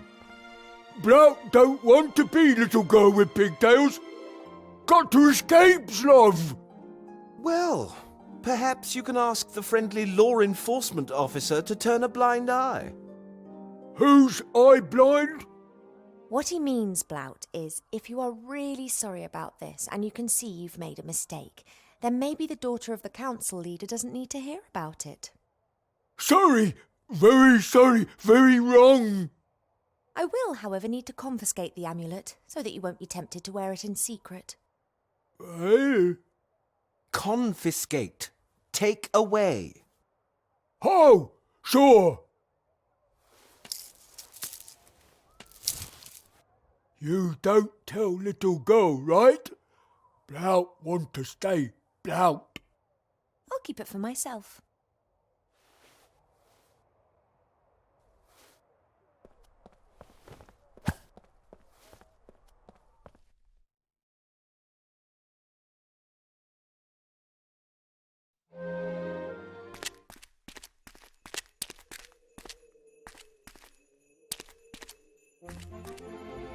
Wilbur?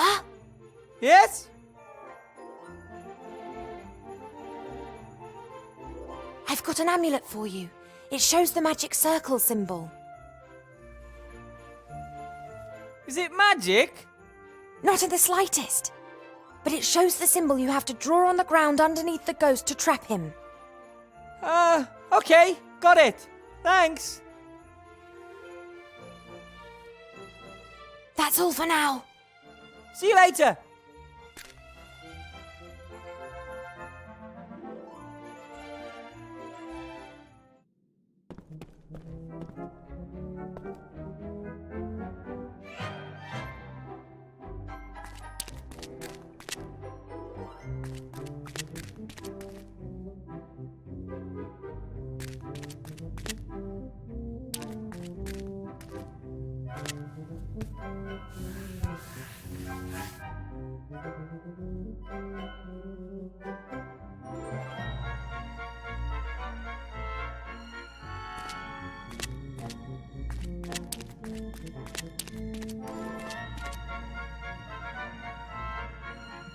I'll sneak back over to the island. Now I know what awaits me there. Maybe I can find a place to hide while I suss out the situation. Or maybe I can even go to get Remy without being noticed.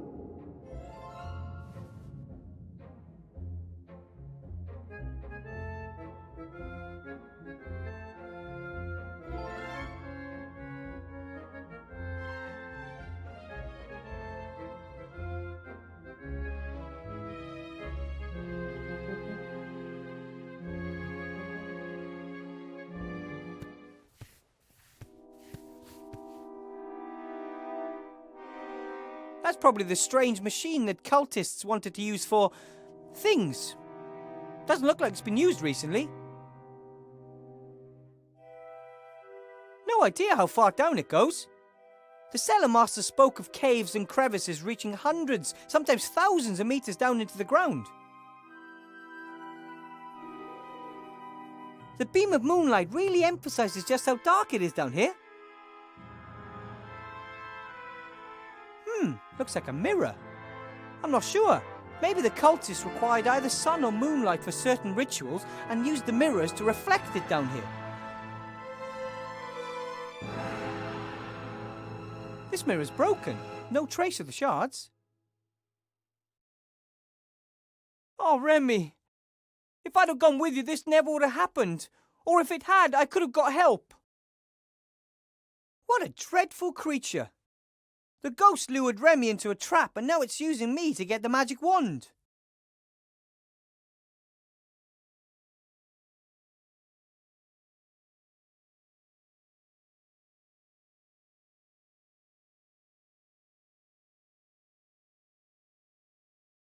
The hand mirror is, of course, much smaller than the mirror that was in there before, but it should be enough for a small beam of light.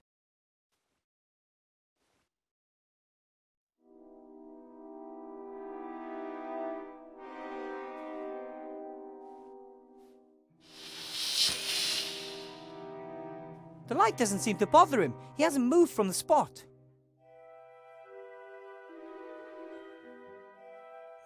If I put the medallion on the mirror, then the shadow might...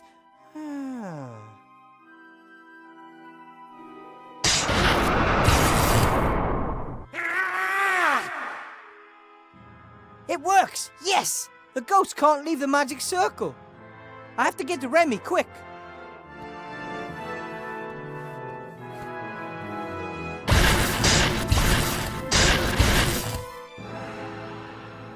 Remy! Good idea, using the magic circle, Wilbur. But it won't hold him off for long. Okay, but we gotta get out of here quick. No. No? It's too late, Wilbur. The trap is probably the only thing holding me together. Come on, Remy. Don't give up. Timmy needs you. Pull yourself together. Do you think I'd leave him on his own if there was another way?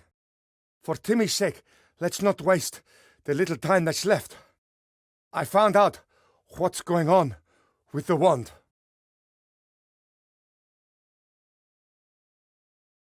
What about the wand? There were two brothers, powerful sorcerers. They amassed much wealth and power with the help of dark knowledge.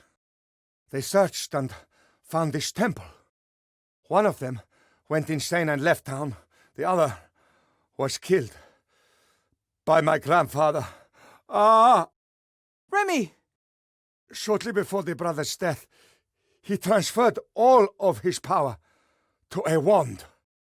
That power would only be unleashed if a blood descendant held the wand in their hands.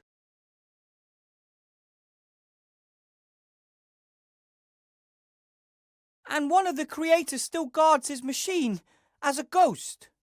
No. My grandfather must have encountered the sorcerer by coincidence. He realized what the sorcerer's plan was and defeated him.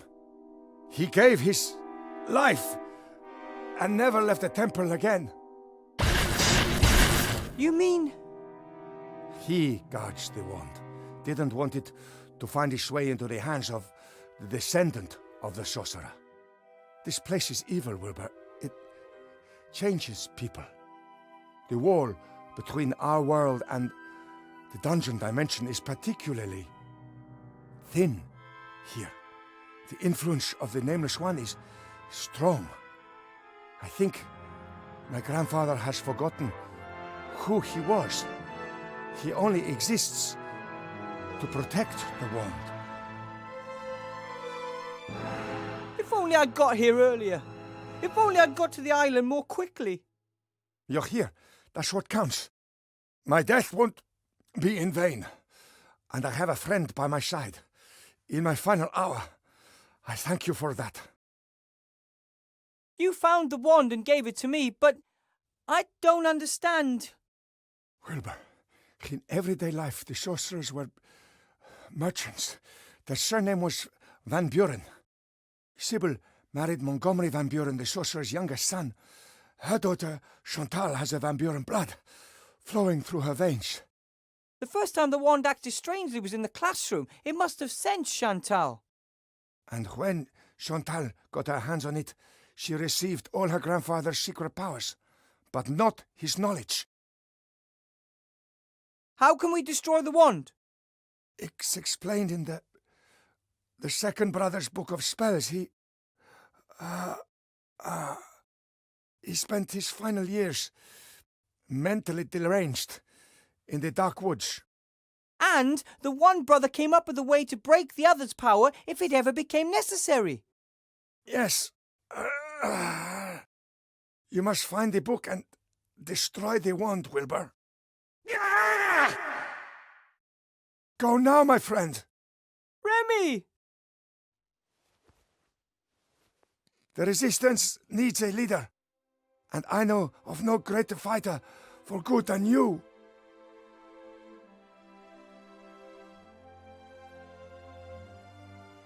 Give this to Timmy.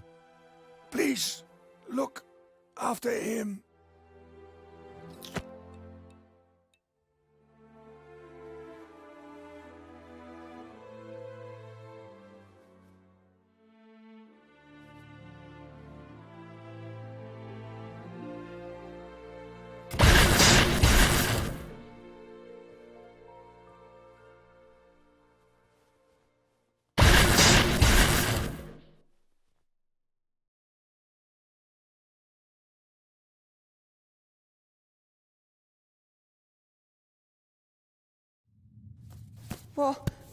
What happened? Where's Uncle Remy? I'm so sorry.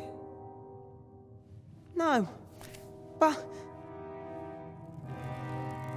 you said you'd bring him back. I tried.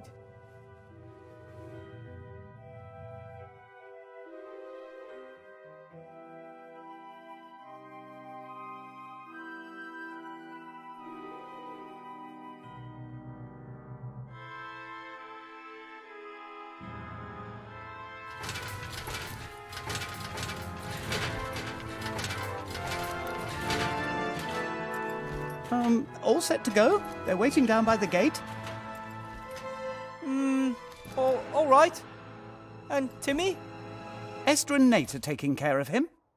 Okay. You really are quite sure? Yes. Remy said the key to the wand's destruction lies in the dark woods. And his death shall not be in vain. No, it shan't be. I just don't know if we should split up. We're a good team together.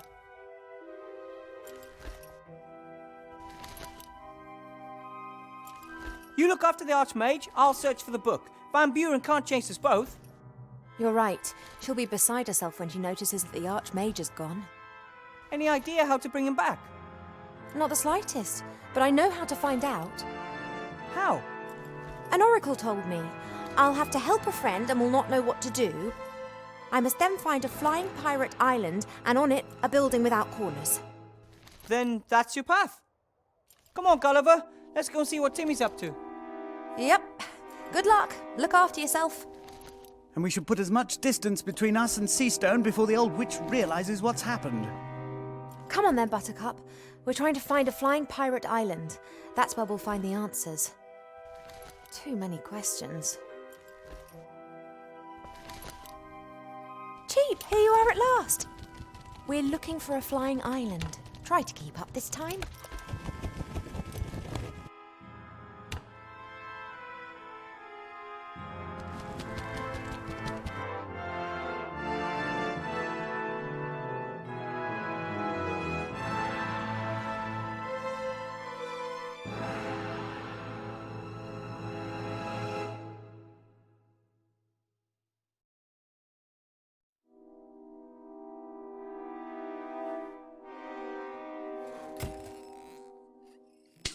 It's quite fascinating how you can get other people to work for you if you know the right buttons to press. Your services are no longer needed. You're going to bring the Nameless One back to this world! Nonsense. Only an idiot or a lunatic would try something like that.